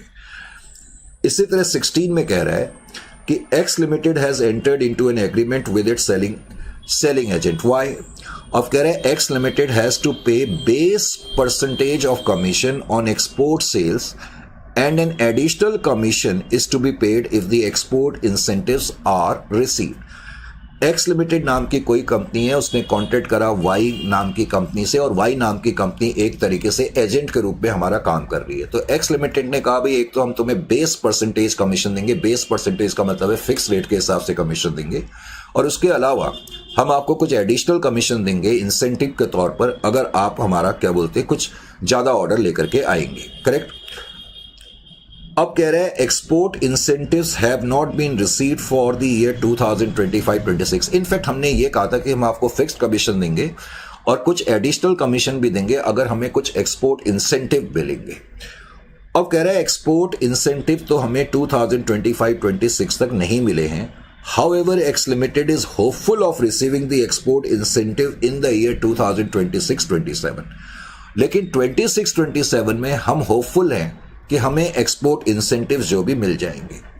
अब इस क्वेश्चन का आंसर आपको थोड़ा डिप्लोमेटिक अंदाज में लिखना पड़ेगा। देखो, जहां तक बेस परसेंटेज है, फिक्स्ड कमीशन है, वो तो आपके ऊपर प्रेजेंट ऑब्लिगेशन है ही है, क्योंकि पास्ट के इवेंट से वो सामने आ रहा है, क्योंकि आप अपने सेल्स एजेंट को कमीशन देते हो एक फिक्स प्राइस के हिसाब से, तो इसलिए आपको कमीशन तो देना ही पड़ेगा। और obligating event takes place when sales are made and also since commission is based on the percentage of sales. तो सिंपल वर्ड्स में जो बेस परसेंटेज है उसका तो आपके ऊपर ऑब्लिगेशन है, तो उसके लिए तो आपको प्रोविजन बनाना ही पड़ेगा। लेकिन जहां तक सवाल है एडिशनल कमीशन का, ये आपको तब पे करना पड़ेगा जब एक्सपोर्ट इंसेंटिव आप रिकॉग्नाइज करेंगे। करेक्ट। एक्सपोर्ट इंसेंटिव आप रिकॉग्नाइज तब करेंगे जब वो आपको मिलेंगे। अब प्रॉब्लम ये है कि एक्सपोर्ट इंसेंटिव जो है करंट ईयर के एंड तक तो आपको मिले ही नहीं है, तो इसलिए no provision is required for additional commission till the end of the current year, लेकिन provision is required for base percentage. Nutshell में हम ये कह सकते हैं। 17 के आगे भी मैंने इंपॉर्टेंट लिखा है। कह रहे एक्स सुगर्स लिमिटेड नाम की कोई कंपनी है, कह रहे has entered into a sale contract for supply of sugar during 2025-26 for 300 lakhs। अब की बार एक्स नाम की जो कंपनी है उसका वाई चॉकलेट्स लिमिटेड नाम की कंपनी से एक एग्रीमेंट हुआ। एक्स लिमिटेड नाम की कंपनी ये कह रही है entered into a sale contract for the supply of sugar. तो इन्होंने वाई चॉकलेट्स लिमिटेड नाम की कंपनी को कहा होगा कि आप भाई हमें क्या बोलते हैं माल सप्लाई करना, आप हमें सप्लाई करोगे, शुगर सप्लाई करोगे। सॉरी, वाई चॉकलेट्स लिमिटेड नाम की कंपनी है, तो एक्स शुगर लिमिटेड नाम ने कहा होगा कि हम आपको सप्लाई करेंगे शुगर, और अमाउंट जो है वो 300 लाख रुपए का है। करेक्ट। 3 करोड़ का अमाउंट है। अच्छा जी, अब कह रहे हैं as per the contract the delivery is to be made within 2 months from the date of the contract. तो एक्स लिमिटेड ने माल को सप्लाई करना है, शुगर सप्लाई करनी है और 2 महीने के अंदर अंदर करनी है। जिस दिन हमें ऑर्डर मिलेगा उसके 2 months के अंदर अंदर हमें माल सप्लाई करना है वाई चॉकलेट्स लिमिटेड को। अब वो कह रहा है in case of failure to deliver within the schedule X sugar limited will have to pay compensation of ₹30 lakhs to Y chocolates limited. लेकिन अगर हमने 2 महीने के अंदर डिलीवरी नहीं करी तो उस केस में मुझे 30 लाख रुपए का उनको कंपनसेशन देना पड़ेगा। और वैसे हमने जो माल सप्लाई करना है वो 300 लाख रुपए का माल सप्लाई करना है। लेकिन एक कंडीशन ये है, 2 महीने के अंदर ये माल जिस दिन ऑर्डर मिलेगा उसके नेक्स्ट 2 months के अंदर इसकी डिलीवरी हो जानी चाहिए। और अगर ऐसा नहीं होगा तो हमारे ऊपर पेनल्टी लगेगी 30 लाख रुपए की। आगे कहता है कि as per the contract the delivery is to be made within 2 months from the date of the contract. और अच्छा, ये वाली लाइन दोबारा यहां पर प्रिंट हो गई, सॉरी। आगे कह रहा है during the transit the vehicle carrying the sugar met accident and X sugar limited loss the entire consignment. अब कह रहे हैं ट्रांजिट में क्या हुआ, जब हम माल हमने भेजा तो एक्सीडेंट हो गया और सारा कंसाइनमेंट तबाह हो गया। प्रॉब्लम ये है it is how ever covered by an insurance policy. लेकिन ये इंश्योरेंस पॉलिसी से अच्छी बात ये थी कि ये कवर्ड था, क्योंकि बहुत ही हैवी माल हमने सप्लाई करना था, 300 लाख रुपए का। अब कह रहे हैं according to the report of the surveyor the amount is collectible subject to deductible clause of that is 15% of the claim in the insurance policy. तो अच्छी बात यह है कि एंटिटी को ये श्योरिटी दी सर्वेयर ने कि आपका क्लेम आपको मिल जाएगा। वैसे तो क्लेम 300 लाख का है क्योंकि 300 लाख रुपए का माल हमने सप्लाई करना था, लेकिन सर्वेयर ने यह कहा कि हो सकता है इंश्योरेंस कंपनी इसमें से 15% डिडक्ट कर करके आपका क्लेम सेटल करे, लेकिन आपको क्लेम मिल जाएगा। अब अच्छा क्वेश्चन में, लेकिन आगे ये भी लिखा है, सॉरी मैंने आगे भी पढ़ा नहीं था। आगे कह रहा है cost of the goods lost was ₹250 lakh. तो इसका मतलब है इंश्योरेंस एजेंट ने हमें कहा होगा कि बिकॉज आपकी कॉस्ट ऑफ द गुड्स 2,50,000 की है, 250 lakhs की है, सॉरी, तो आप क्लेम इतने का मांगेंगे, लेकिन इंश्योरेंस कंपनी आपको जो क्लेम पे करेगी हो सकता है कि आपको इतना क्लेम पे करे। आगे फिर क्वेश्चन में कह रहा है before the financial year end X sugar limited received informal information from the insurance company that their claim had been processed and payment had been dispatched for 85% of the amount. लो जी, तो आपका claim आपको मिल गया, लेकिन 15% less कर करके आपको क्लेम मिल गया।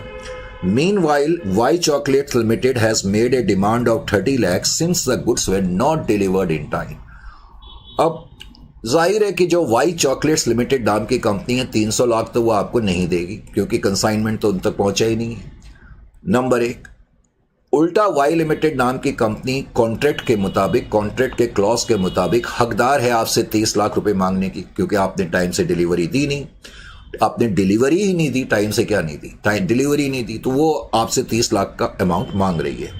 व्हाट प्रोविजन और disclosure would X limited need to make at the year end. At the year end X limited नाम की कंपनी को कितना प्रोविजन बनाना पड़ेगा, क्वेश्चन की डिमांड बेसिकली ये है। Is it clear to you? तो सबसे पहले तो आपको ये समझ में आना चाहिए, इस केस में 2 चीजें आपको समझ में आनी चाहिए।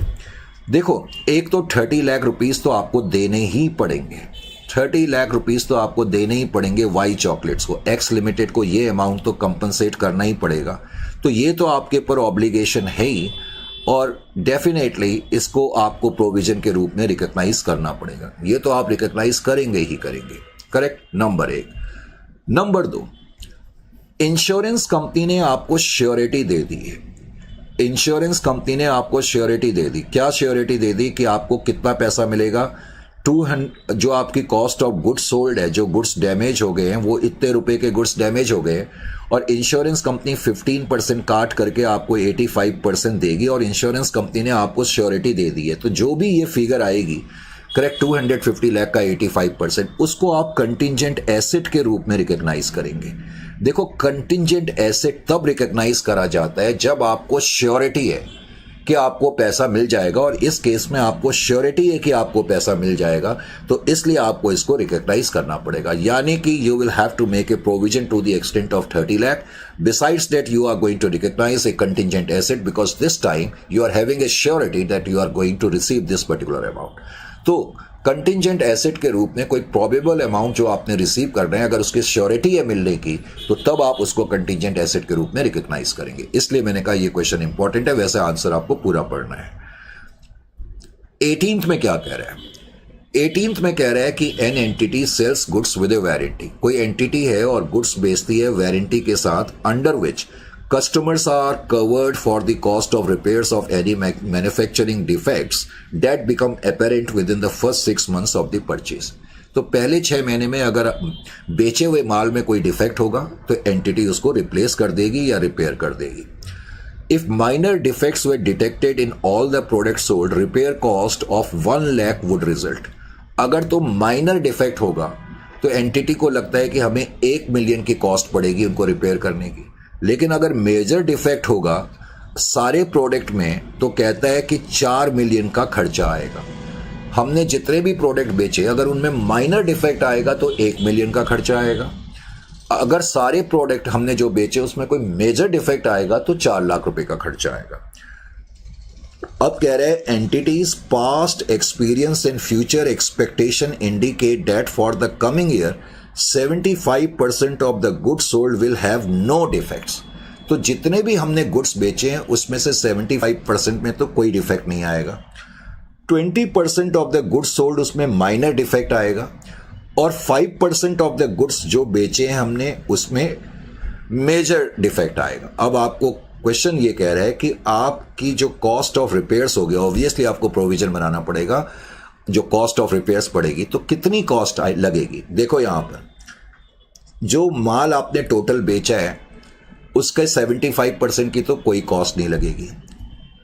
जो 20% आपने माल बेचा है, शुरू में ये लिखा हुआ था कि जो आपने माल बेचा है अगर सारे माल में अगर सारा का सारा माल है, अब कितना माल है जानबूझ के क्वेश्चन ने तुमको दिया नहीं है, जितना भी माल है अगर उसमें माइनर डिफेक्ट होता तो टोटल खर्चा 1 मिलियन का लगता।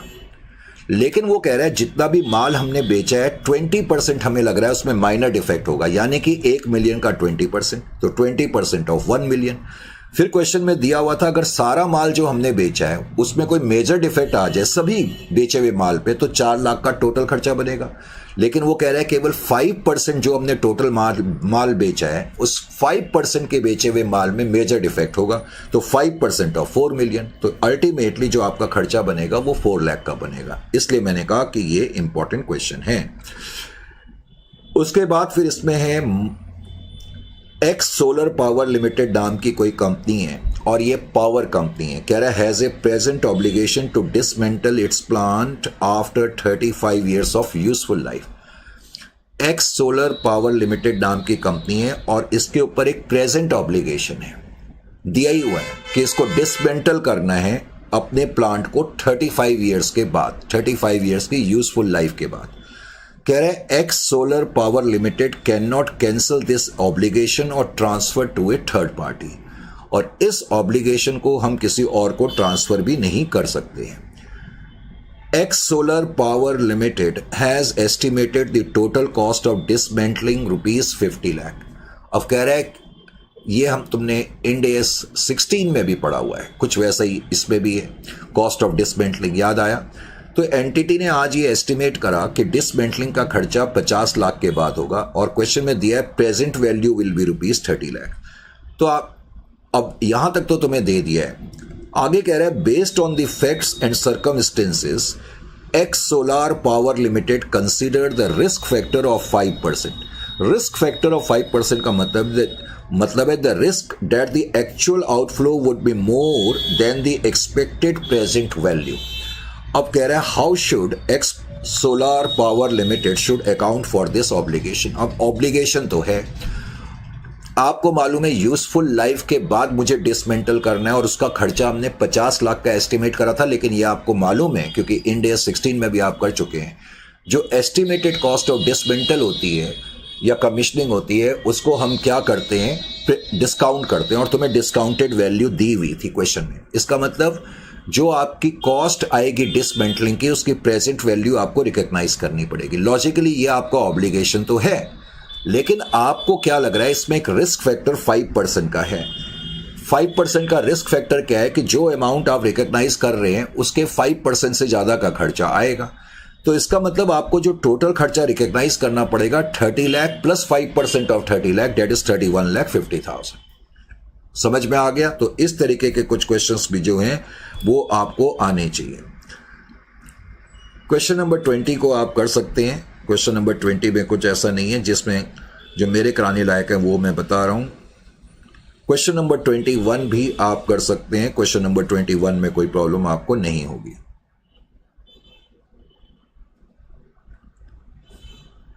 क्वेश्चन नंबर 22 भी आप मैनेज कर लेंगे क्योंकि बहुत सारे क्वेश्चन अब मैंने आपको करा दिए हैं। करेक्ट। क्वेश्चन नंबर 23 भी आप कर लेंगे। क्वेश्चन नंबर 23 भी आप कर लेंगे क्योंकि आपको मालूम है एक चीज, मैं तब तक किसी चीज को खुद करने के लिए नहीं बोलूंगा जब तक मुझे 100% यकीन नहीं होगा कि हाँ इसको कर लेंगे। अब इसमें आगे चंद कुछ और केसेस भी हैं, जैसे कि future operating losses. Future operating losses के बारे में एक केस स्टडी किया है कि एक्स पैकेजिंग लिमिटेड नाम की कोई कंपनी है और उसकी दो डिवीजन है, packing division and paper division.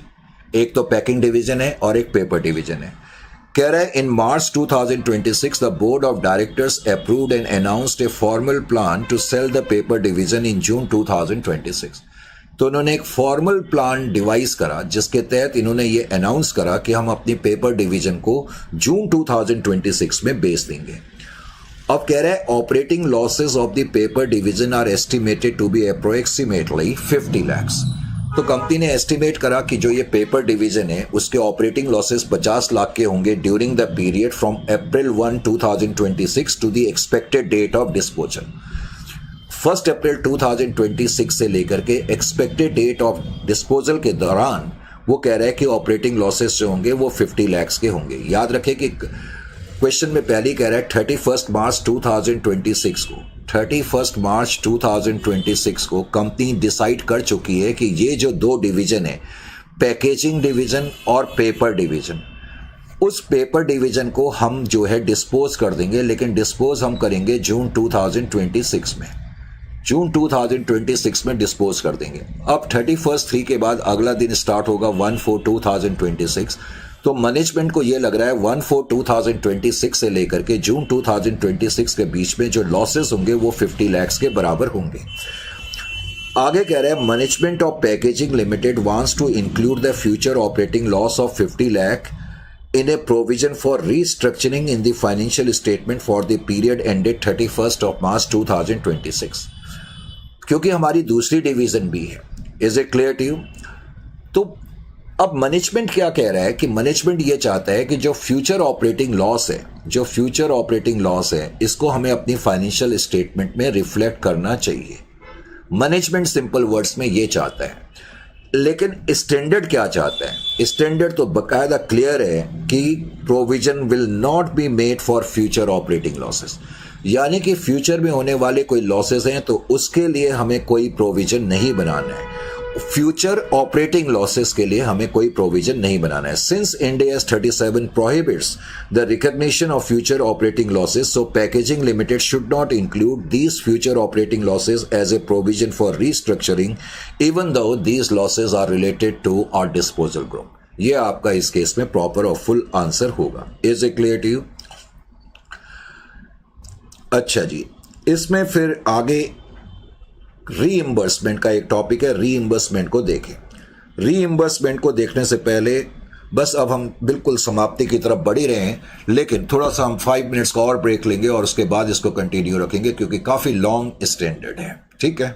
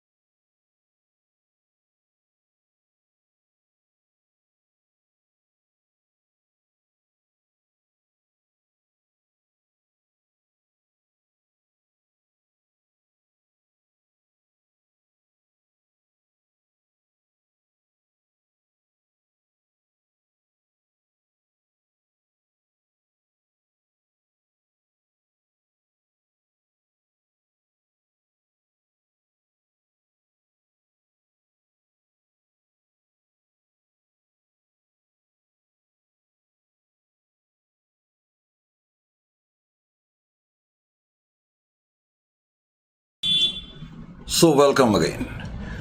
And I have to take in between some breaks. To be very honest with you, I'm having a bit of fever. तो इस वजह से थोड़ा सा बीच बीच में रेस्ट भी लेना पड़ रहा है. केस स्टडी 25 को देखे पहले तो. वैसे इस केस स्टडी का ताल्लुक रीइंबर्समेंट से है. अभी रीइंबर्स का मीनिंग भी आपको पता लगेगा. वो कह रहा है ब्यूटी सॉल्यूशंस लिमिटेड नाम की कोई कंपनी है और कॉस्मेटिक प्रोडक्ट्स बेचती है under the brand name B. तो बी नाम से वो कोई प्रोडक्ट बेचती है. But it is getting its product manufactured from Y limited नाम की कंपनी. बी लिमिट जो एक्स ब्यूटी सॉल्यूशन लिमिटेड नाम की कंपनी है, ये तो प्रोडक्ट बेचती है, लेकिन ये प्रोडक्ट मैन्युफैक्चर करे जाते हैं वाई लिमिटेड के द्वारा. वाई लिमिटेड जो है वो मैन्युफैक्चर करती है और एक्स लिमिटेड नाम की कंपनी इनको सेल करती है. कह रहे it has an understanding with Y limited that if the company becomes liable for any damage.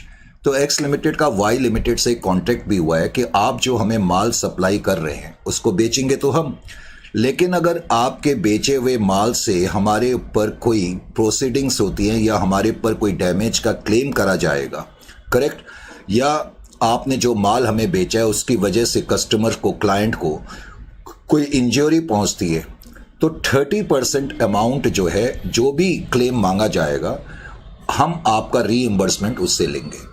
Suppose अगर किसी कस्टमर ने हमारे ऊपर 1 लाख रुपीज़ का 1 लाख रुपीज़ क्लेम करे, हमने प्रोडक्ट बेचा और प्रोडक्ट की वजह से लेटर से कस्टमर को कुछ क्या बोलते हैं डैमेज पहुंचा, कुछ हार्म हुआ, कुछ इंजरी हुई, क्योंकि आफ्टर ऑल ये कॉस्मेटिक प्रोडक्ट्स हैं, तो लेटर से हमें 1 लाख रुपीज़ देने पड़ गए. तो 1 लाख का 30% हम क्लेम करेंगे वाई लिमिटेड से. ये इनके बीच में एक एग्रीमेंट है. Is it clear to you?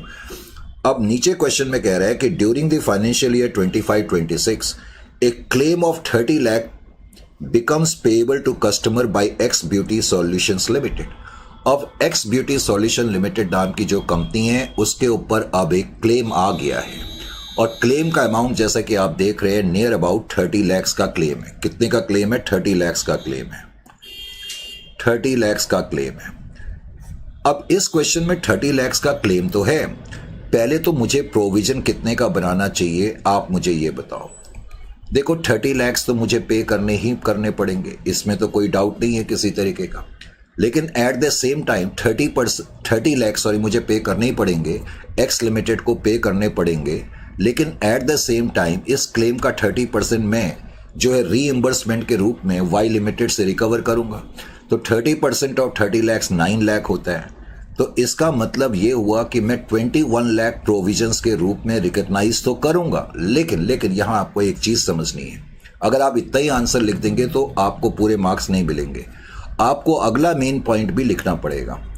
21 lakh का आप प्रोविजन तो रिकग्नाइज करेंगे, eight the same time 9 lakh rupees आप जो है कंटिजेंट लायबिलिटी के रूप में रिकग्नाइज करेंगे. वो इसलिए क्योंकि ये पैसा वाई से आपको मिलना है. अभी श्योरिटी नहीं है कि वाई से आपको ये पैसा मिल ही जाएगा. तो बिकॉज आपके ऊपर जो मंडराता हुआ खर्चा है, you are suppose to make a payment of 30 lakh, तो आपने प्रोविजन तो 21 लाख का ही बनाया ना. हो सकता है कि कल वाई लिमिटेड नाम की कंपनी आपको पैसा रीइंबर्स ना करे, तो उस केस में आपको 9 लाख रुपीज़ और देने पड़ सकते हैं, क्योंकि ये 9 लाख का आपके ऊपर ऑब्लिगेशन तो है. हालांकि अभी probability of outflow of funds इस 9 लाख की नहीं है, तो इसलिए इस 9 लाख को आप कंटिजेंट लायबिलिटी के रूप में रिकग्नाइज करेंगे और 21 लाख को प्रोविजन के रूप में आपने रिकग्नाइज करना है. Is it clear to? This will be your complete answer. अच्छा जी, अब एक इसमें लास्ट टॉपिक है, उसको हम बोलते हैं ऑनरस कॉन्ट्रैक्ट्स. ऑनरस कॉन्ट्रैक्ट्स क्या होते हैं? ऑनरस कॉन्ट्रैक्ट क्या होते हैं, जैसे कि देखो यहां पर ऑनरस कॉन्ट्रैक्ट. वैसे तो ऑनरस का मतलब होता है भार. आपके ऊपर किसी चीज का जो भार होता है उसको बोलते हैं ऑनरस, करेक्ट. इसको बोलते हैं किसी चीज का भार. हमारे ऊपर किसी चीज का क्या बोलते हैं, कुछ भार सा है ना, जैसे कोई टेंशन सी है हमारे ऊपर, तो onerous, some heaviness in the mind. तो ऑनरस कॉन्ट्रैक्ट का मतलब क्या है? सपोज हमारी कंपनी ने, ये हमारी एंटिटी है, E1 नाम की कोई एंटिटी है. मान लेते हैं कि हमने कोई मशीन जो है, कोई मशीन ली हुई है, लीज पर ली हुई है, मान लेते हैं लीज पर ली है या रेंट पर ली है, and as per the agreement 5 साल तक ये मशीन हमारे पास रहेगी और 5 साल के बाद ये मशीन जो है हम ओनर को वापस कर देंगे. अब मैंने मशीन लीज पर ली है, ये मशीन कोई पर्टिकुलर प्रोडक्ट बनाती है, ये मशीन कोई पर्टिकुलर प्रोडक्ट बनाती है। अच्छा, इससे पहले ये मशीन मैंने रेंट पर ली है, तो मुझे हर साल मान लेते हैं 3-3 लाख रुपए ओनर को देने पड़ते हैं किराए के या लीज के। हर साल मुझे 3-3 लाख रुपए ओनर को देने भी पड़ते हैं। अब ये मशीन से जो मैं प्रोडक्ट बना रहा हूँ, लेट अस से मार्केट में उन प्रोडक्ट की डिमांड जो है बिल्कुल ख़त्म हो गई है। अगर मार्केट में ये वाले प्रोडक्ट बिकने ही बंद हो गए तो इस मशीन को मैं अपने पास रख करके क्या करूँ। अब मान लेते हैं कि इस मशीन को मैंने 3 साल तक यूज़ तो करा है। अब 3 साल के बाद मुझे लग रहा है कि इस मशीन को रखने का कोई फ़ायदा ही नहीं है, क्योंकि मार्केट में इसकी डिमांड जो है बिल्कुल ख़त्म हो चुकी है। अब मेरे साथ एक प्रॉब्लम क्या आ रही है, क्योंकि मैं इस मशीनरी को 3 साल से पहले ओनर को 5 साल से पहले मैं ओनर को वापस नहीं कर सकता, क्योंकि हमारा कॉन्ट्रैक्ट उससे 5 ईयर्स का है। और लेट अस से कॉन्ट्रैक्ट में ये लिखा हुआ है कि अगर आप समय से पहले वापस करोगे तो आपको कुछ पेनल्टी चार्जेस देने पड़ेंगे, यानी कि यहां पर आपके ऊपर समस्या क्या है, आपके ऊपर एक भार सा क्या पड़ गया है। Correct, you have to carry this weight in your mind कि क्या मैं मशीनरी को कंटिन्यू कर करके रखूं, क्योंकि कंटिन्यू अगर मैं करता हूं तो ये मशीनरी मेरे को उस तरीके से तो बेनिफिट लाएगी नहीं। अगर मैं कंटिन्यू करता हूं तो रेवेन्यू जो मेरे को जनरेट होंगे, क्योंकि प्रोडक्ट की डिमांड बहुत तेजी से फॉल हो गई है, जो रेवेन्यू होंगे वो कॉस्ट के मुकाबले कम होंगे। The amount of cost will be greater than the revenue. Cost क्या है कि मुझे हर साल, यानी कि लेट अस से 4th ईयर, 3 साल तो खत्म हो चुके हैं, अगर मैं 4th ईयर में कंटिन्यू रखता हूं या 5th ईयर में भी कंटिन्यू रखता हूं तो 3 लाख रुपए की मेरी टोटल कॉस्ट बन जाएगी 4th और 5th ईयर की मिला करके, और मेरे टोटल बेनिफिट्स लेट अस से 2 लाख के ही हैं, तो मुझे 4 लाख रुपए का क्या बोलते हैं प्रॉब्लम है। ये ऑनरस कॉन्ट्रैक्ट है, जहां आपके फ्यूचर बेनिफिट जो है फ्यूचर कॉस्ट से ज्यादा होते हैं। ये ऑनरस कॉन्ट्रैक्ट है। Is it clear to you? पहले तो ऑनरस कॉन्ट्रैक्ट का मीनिंग आपको क्लियरली हो जाना चाहिए। अब लेकिन यहां पर समझना क्या है, केस स्टडी 26 को आप देखें, कह रहा है an entity operates profitably from A factory that it has leased under an operating lease. आपको मालूम है कि ऑपरेटिंग लीज में हम थोड़े टाइम पीरियड के लिए कोई मशीनरी या एसेट लेते हैं, तो हमने कोई फैक्ट्री लीज पे ली है ऑपरेटिंग लीज, और अभी हम प्रॉफिटेबिलिटी में है, हमें प्रॉफिट्स हो रहा है। लेकिन कह रहा है during March 2026 entity relocates its operation to a new factory. अब प्रॉब्लम क्या हो गई कि मेरी फैक्ट्री, लेट अस से ये फैक्ट्री है और इस फैक्ट्री को मैंने किराए पे लिया हुआ है, लेकिन मार्च 26 में, और अभी हम प्रॉफिट्स में भी हैं, इसमें भी कोई डाउट नहीं है, लेकिन मार्च 2026 में क्या हुआ, हम एक नई फैक्ट्री में रीलोकेट हो गए, न्यू फैक्ट्री में। अब पहले वाली फैक्ट्री तो हमने लीज पर ली हुई है ना, ये वाली फैक्ट्री मैंने लीज पर ली हुई है, ये वाली फैक्ट्री मैंने लीज पे ली हुई है, और हम न्यू फैक्ट्री में लोकेट हो गए। तो इस फैक्ट्री का क्या करा जाए? आगे कह रहा है the lease on the old factory continues for next 4 year. Problem ये है कि जो अभी ओल्ड फैक्ट्री है, अभी इसका लीज पीरियड बचा हुआ 4 ईयर्स के लिए है, 4 ईयर्स का पीरियड है। आगे कह रहा है it can not be cancelled, इसको कैंसिल भी नहीं करा जा सकता और किसी दूसरे यूजर को भी नहीं दिया जा सकता, क्योंकि कई बार जब हम लीज पे कोई एसेट लेते हैं तो ओनर ऑफ द एसेट इस तरह की टर्म्स एंड कंडीशन लगा देते हैं कि आप इसको सब लीज नहीं कर सकते। करेक्ट, तो और आप कॉन्ट्रैक्ट टाइम से पहले भी नहीं तोड़ सकते। आगे कह रहे हैं it is assumed that a reliable estimate can be made of any outflow of funds. अब इस क्वेश्चन में समझने की कोशिश करें। पहले तो ऑब्लाइजिंग इवेंट क्या है? Signing off the lease agreement, जिसकी वजह से आपके ऊपर एक प्रेजेंट ऑब्लिगेशन है और वो लीगल ऑब्लिगेशन है।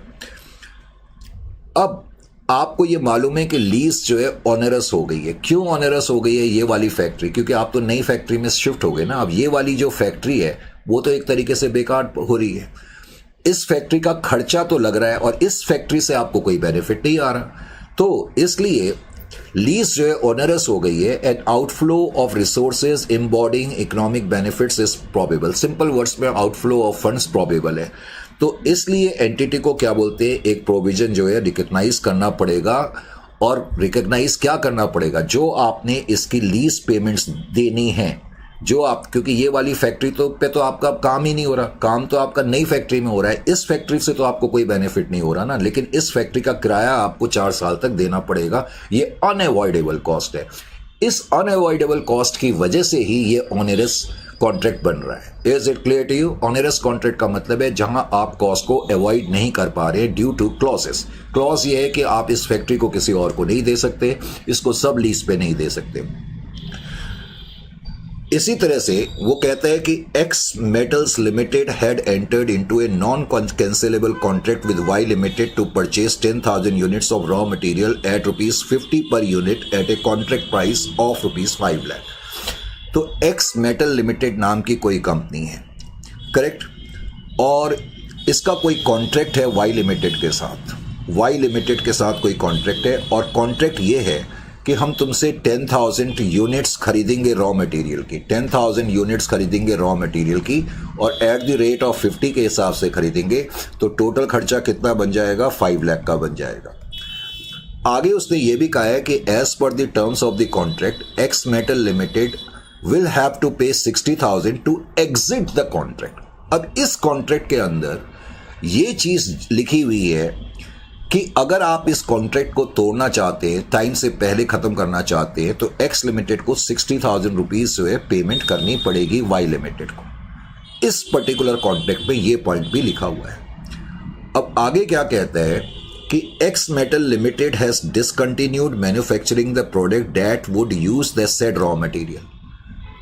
यानी कि जो raw material X limited Y limited से खरीद रही है, correct, X limited Y limited से कुछ रॉ मटेरियल खरीद रही है और इस रॉ मटेरियल का यूज हम किसी प्रोडक्ट को बनाने में करते होंगे, लेकिन अब वो क्या बता रहा है कि जो एंटिटी एक्स लिमिटेड है उसने इस प्रोडक्ट को बनाना ही बंद कर दिया। अब इस प्रोडक्ट को बनाना बंद कर दिया तो ये रॉ मटेरियल खरीदना तो बेकार है हमारे लिए। Are you getting my point और नॉट? तो इस रॉ मटेरियल को अब हम वाई लिमिटेड से क्यों खरीदेंगे जब हमने इस प्रोडक्ट को ही, क्योंकि ये रॉ मटेरियल जिस प्रोडक्ट में यूज हो रहा है उस प्रोडक्ट को बनाना हमने बंद कर दिया है। तो जाहिर है, अब कहते हैं X metal limited has identified a third party to whom it can sell the said raw material. लेकिन अच्छी बात यह है कि एक्स लिमिटेड ने एक ऐसी पार्टी ढूंढ ली है जिसको कि ये खरीदा हुआ जो रॉ मटेरियल, जो 10,000 यूनिट्स हम रॉ मटेरियल की खरीद रहे हैं, यानी कि 5 लाख का सामान हम खरीद रहे हैं, उसको हम किसी थर्ड पार्टी को 10,000 यूनिट्स को एट द रेट ऑफ 45 के हिसाब से बेच सकते हैं। तो आपने क्या देखा, अगर मैं लीज को कंटिन्यू रखता हूं, अगर मैं लीज को कंटिन्यू रखूंगा तो मुझे 5 लाख का खर्चा करना पड़ेगा, करेक्ट। यानी कि इस कॉन्ट्रैक्ट को अगर मैं कंटिन्यू रखता हूं, मैं एग्जिट नहीं होना चाहता इस कॉन्ट्रैक्ट से, तो हर साल या जितना भी टाइम पीरियड बचा हुआ है, हर साल उसमें मेरे को पर ईयर 5 लाख का खर्चा तो होगा, क्योंकि 10,000 इंटू 50 के हिसाब से माल खरीदना पड़ेगा। और इस माल को हम तो अब यूज़ नहीं करेंगे क्योंकि हमने प्रोडक्ट बनाना बंद कर दिया है। हम किसी थर्ड पार्टी को बेचेंगे तो उसमें हमें कितने का नुकसान हो रहा है? 50,000 का नुकसान हो रहा है। यानी कि अगर मैं इस कॉन्ट्रैक्ट को कंटिन्यू करता हूं, कॉन्ट्रैक्ट को फुलफिल करता हूं, तो फुलफिल करने का लॉस कितना आ रहा है? 50,000 आ रहा है। अगर मैं कॉन्ट्रैक्ट को फुलफिल करता जाऊंगा तो पर ईयर मेरा लॉस 50,000 का होगा। लेकिन अगर मैं कॉन्ट्रैक्ट से बाहर होना चाहता हूं तो उस केस में मेरा 60,000 रुपीज का नुकसान होगा। समझ में आ रहा है कि नहीं? तो यही मैंने इसमें लिखा है, these circumstances do indicate that it is an onerous contract. The only benefit to be derived from the purchase of the contract costing 5 lakh are the proceeds from the sale contract of 4,50,000। यानी कि ये जो contract है, अब only benefit हमारे पास ये है कि हम बस माल खरीदें 5 लाख में और बेचे 4,50,000 में, जिसकी वजह से हमें क्या हो रहा है? एक नुकसान हो रहा है 50,000 का। अब ये 50,000 का भी नुकसान है और मैं कॉन्ट्रैक्ट से अगर बाहर जाता हूं तो 60,000 का नुकसान है। इन दोनों में से जो छोटी फिगर है उतना प्रोविजन हमें रिकॉग्नाइज करना चाहिए।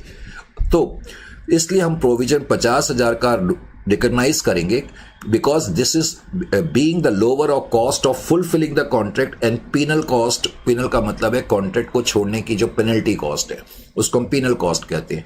तो 60,000 रुपए या 50,000 रुपए, दोनों में से जो छोटी फिगर है उतना प्रोविजन मुझे रिकॉग्नाइज करना पड़ेगा। Is it clear to you? अब है नेक्स्ट पॉइंट, रीस्ट्रक्चरिंग। रीस्ट्रक्चरिंग कोई मुश्किल पॉइंट नहीं होता है, इसको आप ऐसे ही समझ लेंगे। 31 मार्च 2012 को, ऑन मार्च 12, 2026 एक बोर्ड ऑफ एंटिटी ने यह डिसाइड करा कि हम अपनी एक डिवीजन बंद कर देंगे before the end of the reporting period. Reporting period खत्म हो रहा है 31 मार्च 2026 को, और रिपोर्टिंग पीरियड के खत्म होने से पहले यानी कि 12 ऑफ मार्च 2026 को बोर्ड ऑफ डायरेक्टर ने यह डिसाइड करा है कि हम before the end of the reporting period 31 March 2026 को अपनी इस डिसीजन को अच्छा, उन्होंने ये डिसीजन जो है कम्युनिकेट भी कर दिया। क्वेश्चन ये कह रहा है, पहले तो मैं जरा क्वेश्चन क्लियर कर दूं। वो कह रहा है कि मार्च 12 2026 को बोर्ड ने डिसीजन लिया कि हम अपनी एक डिवीजन जो है बंद करेंगे, और कह रहा है कि ये डिसीजन हमने कम्युनिकेट भी कर दिया है बाय 31 ऑफ मार्च 2026 तक हमने ये डिसीजन कम्युनिकेट कर दिया है अपनी रिस्पेक्टिव पार्टीज को।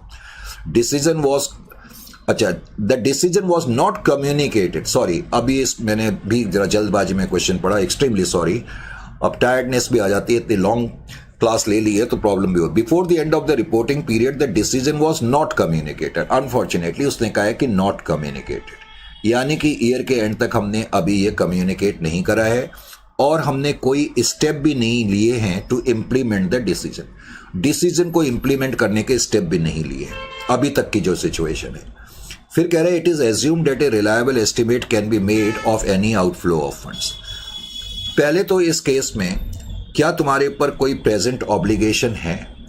ऑब्वियसली इस केस में आंसर देना आपके लिए आसान है, क्योंकि क्लियरली लिखा हुआ है by the end of the year company ने कोई डिसीजन नहीं लिया है, ना ही डिसीजन कम्युनिकेट करा है अपनी पार्टीज को, तो हमारे ऊपर कोई ऑब्लिगेशन नहीं है। तो इस केस में मुझे रीस्ट्रक्चरिंग के लिए कोई प्रोविजन बनाने की जरूरत नहीं है। करेक्ट। रीस्ट्रक्चरिंग का मतलब डिवीजन को बंद करना, नई डिवीजन खोलना या रीलोकेट होना, ये सब रीस्ट्रक्चरिंग के अंदर आता है, ये आपको ऑलरेडी मालूम है। लेकिन 29 के अंदर क्या कहता है, इस पिछले क्वेश्चन की तरह इसमें भी कहता है 31 मार्च को बोर्ड ऑफ डायरेक्टर ने डिसाइड करा है कि हम अपनी एक डिवीजन क्लोज करेंगे। लेकिन अब की बार क्या कह रहा है कि 31 मार्च 2026 तक, मार्च 2026 तक हमने एक डिटेल्ड प्लान भी बना लिया है क्लोजिंग डाउन करने का, और वो प्लान जो है बोर्ड ऑफ डायरेक्टर्स ने एग्री भी कर लिया है, और कह रहे हैं लेटर्स भी हमने कम्युनिकेट कर भेज दिए हैं अपने कस्टमर्स को, और उनको ये कह दिया है कि आप अल्टरनेटिव सोर्स ऑफ सप्लाई देख लें। करेक्ट। और हमने रिडंडेंसी नोटिस भी भेज दिए हैं अपने स्टाफ को। रिडंडेंसी नोटिस का मतलब है, जाहिर है कि हम अपनी एक डिवीजन को क्लोज कर रहे हैं तो कोई स्टाफ हमें निकालना पड़ेगा। करेक्ट। तो यानी कि उनका सर्विस पीरियड हम शॉर्ट कर रहे हैं, उसको रिडंडेंसी बोलते हैं। तो रिडंडेंसी नोटिस भी हमने भेज दिए। अच्छा जी, आगे कह रहा है it is assumed that a reliable estimate can be made. अब इस केस में आपको प्रोविजन बनाना पड़ेगा। क्यों? क्योंकि प्रेजेंट ऑब्लिगेशन है पास्ट ऑब्लाइजिंग इवेंट की वजह से। किस लिए? ऑब्लाइजिंग इवेंट क्या है कि आपने कम्युनिकेट कर दिया है अपना डिसीजन अपने एम्प्लॉयज को, अपने क्लाइंट को, अपने स्टाफ को। Are you getting my point और not? The obliging event is the communication of the decision to the customer and employees which gives rise to the constructive obligation from that date. Because आपने communication दे दिया है तो इसको भी constructive क्यों माना जा रहा है? क्योंकि अब आपके एम्प्लॉयज में, क्लाइंट में, या और भी वो पार्टीज जिनका कि आपके बिजनेस से किसी ना किसी तरह का रिलेशन है, उनके दिमाग में अब एक एक्सपेक्टेशन आ गई है कि आप ऐसा करने जा रहे हैं। कोई भी हमारा ऐसा एक्ट जो दूसरों के माइंड्स में ये क्रिएट करता है कि हम ऐसा करने जा रहे हैं, वो कंस्ट्रक्टिव ऑब्लिगेशन है। ये भी कंस्ट्रक्टिव ऑब्लिगेशन है, because it creates a valid expectation that the division will be closed. तो ये कंस्ट्रक्टिव है और इसमें आउटफ्लो ऑफ फंड्स है, तो इसलिए हमें एक प्रोविजन रिकॉग्नाइज करना पड़ेगा for the best cost of closing the division. तो डिवीजन को क्लोज करने के लिए हमें करना पड़ेगा। क्वेश्चन नंबर 30 भी इसी से ही रिलेटेड है, तो ये भी आप कर सकते हैं। फिर बाकी ये accounting treatment of provision, contingent liability मैंने आपको बताई दिया है, लेकिन एक आइटम है जिसके बारे में मैं चर्चा करना चाहूंगा, कंटिंजेंट एसेट। कंटिंजेंट एसेट के बारे में देखो जरा ध्यान से। कई लोगों को कंटिंजेंट एसेट का जितना मीनिंग मालूम होना चाहिए उतना ठीक तरह से मालूम नहीं होता, तो इस पॉइंट को मैं जरा एग्जैक्टली क्लियर कर दूं। एक तो सिंपल सा मैंने केस लिखा कि T1 लिमिटेड नाम की कोई कंपनी है और उसने एक लीगल सूट फाइल करके रखा है एक सप्लायर ऑफ गुड्स के खिलाफ for compensation against the damages और non supply of contracted goods. तो हमारी एंटिटी ने कुछ ऑर्डर दिया होगा किसी दूसरी एंटिटी को कि आप हमें गुड्स सप्लाई करें, तो किसी कारण से जो सप्लायर है उसके अगेंस्ट हमने क्या बोलते हैं कुछ केस कर दिया है, या उन्होंने हमें गुड्स सप्लाई नहीं करे होंगे या डैमेज्ड गुड्स सप्लाई करे होंगे, तो हमने उनके ऊपर केस कराया, हम कुछ कंपनसेशन मांग रहे हैं। अब ध्यान से देखें, Definitely this meets the definition of a contingent asset because there is a possible asset. Possible asset क्या है कि आपको compensation मिल सकता है, और क्यों मिल सकता है? क्योंकि आपका कॉन्ट्रैक्ट था सप्लायर से, करेक्ट? जैसे पॉसिबल ऑब्लिगेशन होता है, ऐसी क्या बोलते हैं, कंटिंजेंट एसेट हो सकता है। कंटिंजेंट एसेट का जन्म भी पास्ट की किसी एक्टिविटी से होगा। पास्ट में आपका एक कॉन्ट्रैक्ट था जिसकी वजह से आपको कंपनसेशन मिल सकता है, लेकिन क्या ये कंपनसेशन आपको मिलेगा या नहीं मिलेगा, ये डिपेंड करता है फ्यूचर कोर्स ऑफ एक्शन पे।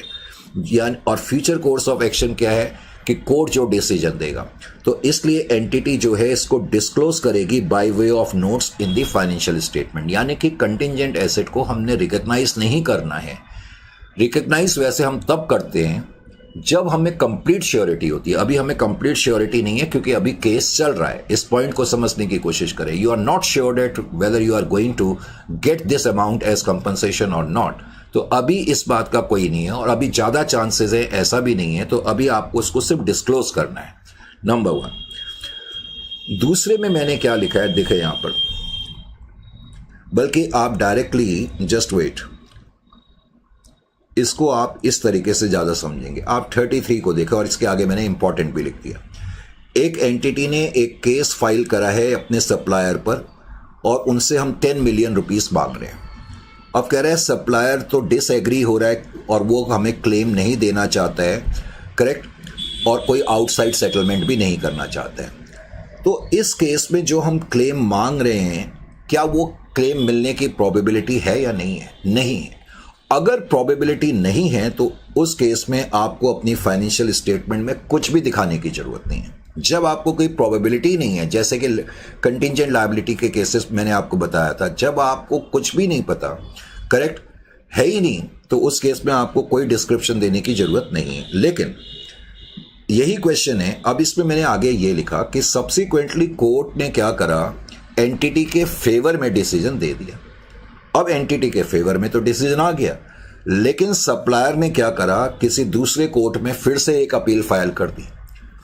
अब की बार सिचुएशन क्या है, इस केस में आपको इसको डिस्क्लोज करना पड़ेगा। डिस्क्लोज, रिकॉग्नाइज नहीं करना, आपको डिस्क्लोज करना पड़ेगा as in the footnotes. Footnotes में आपको डिस्क्लोज करना पड़ेगा एज कंटिंजेंट एसेट, क्योंकि पहले वाले कोर्ट ने क्या करा है, आपके फेवर में डिसीजन दे दिया है, तो इसका मतलब अब प्रोबेबिलिटी है, ज्यादा चांसेस हैं कि आपको पैसा मिल जाएगा।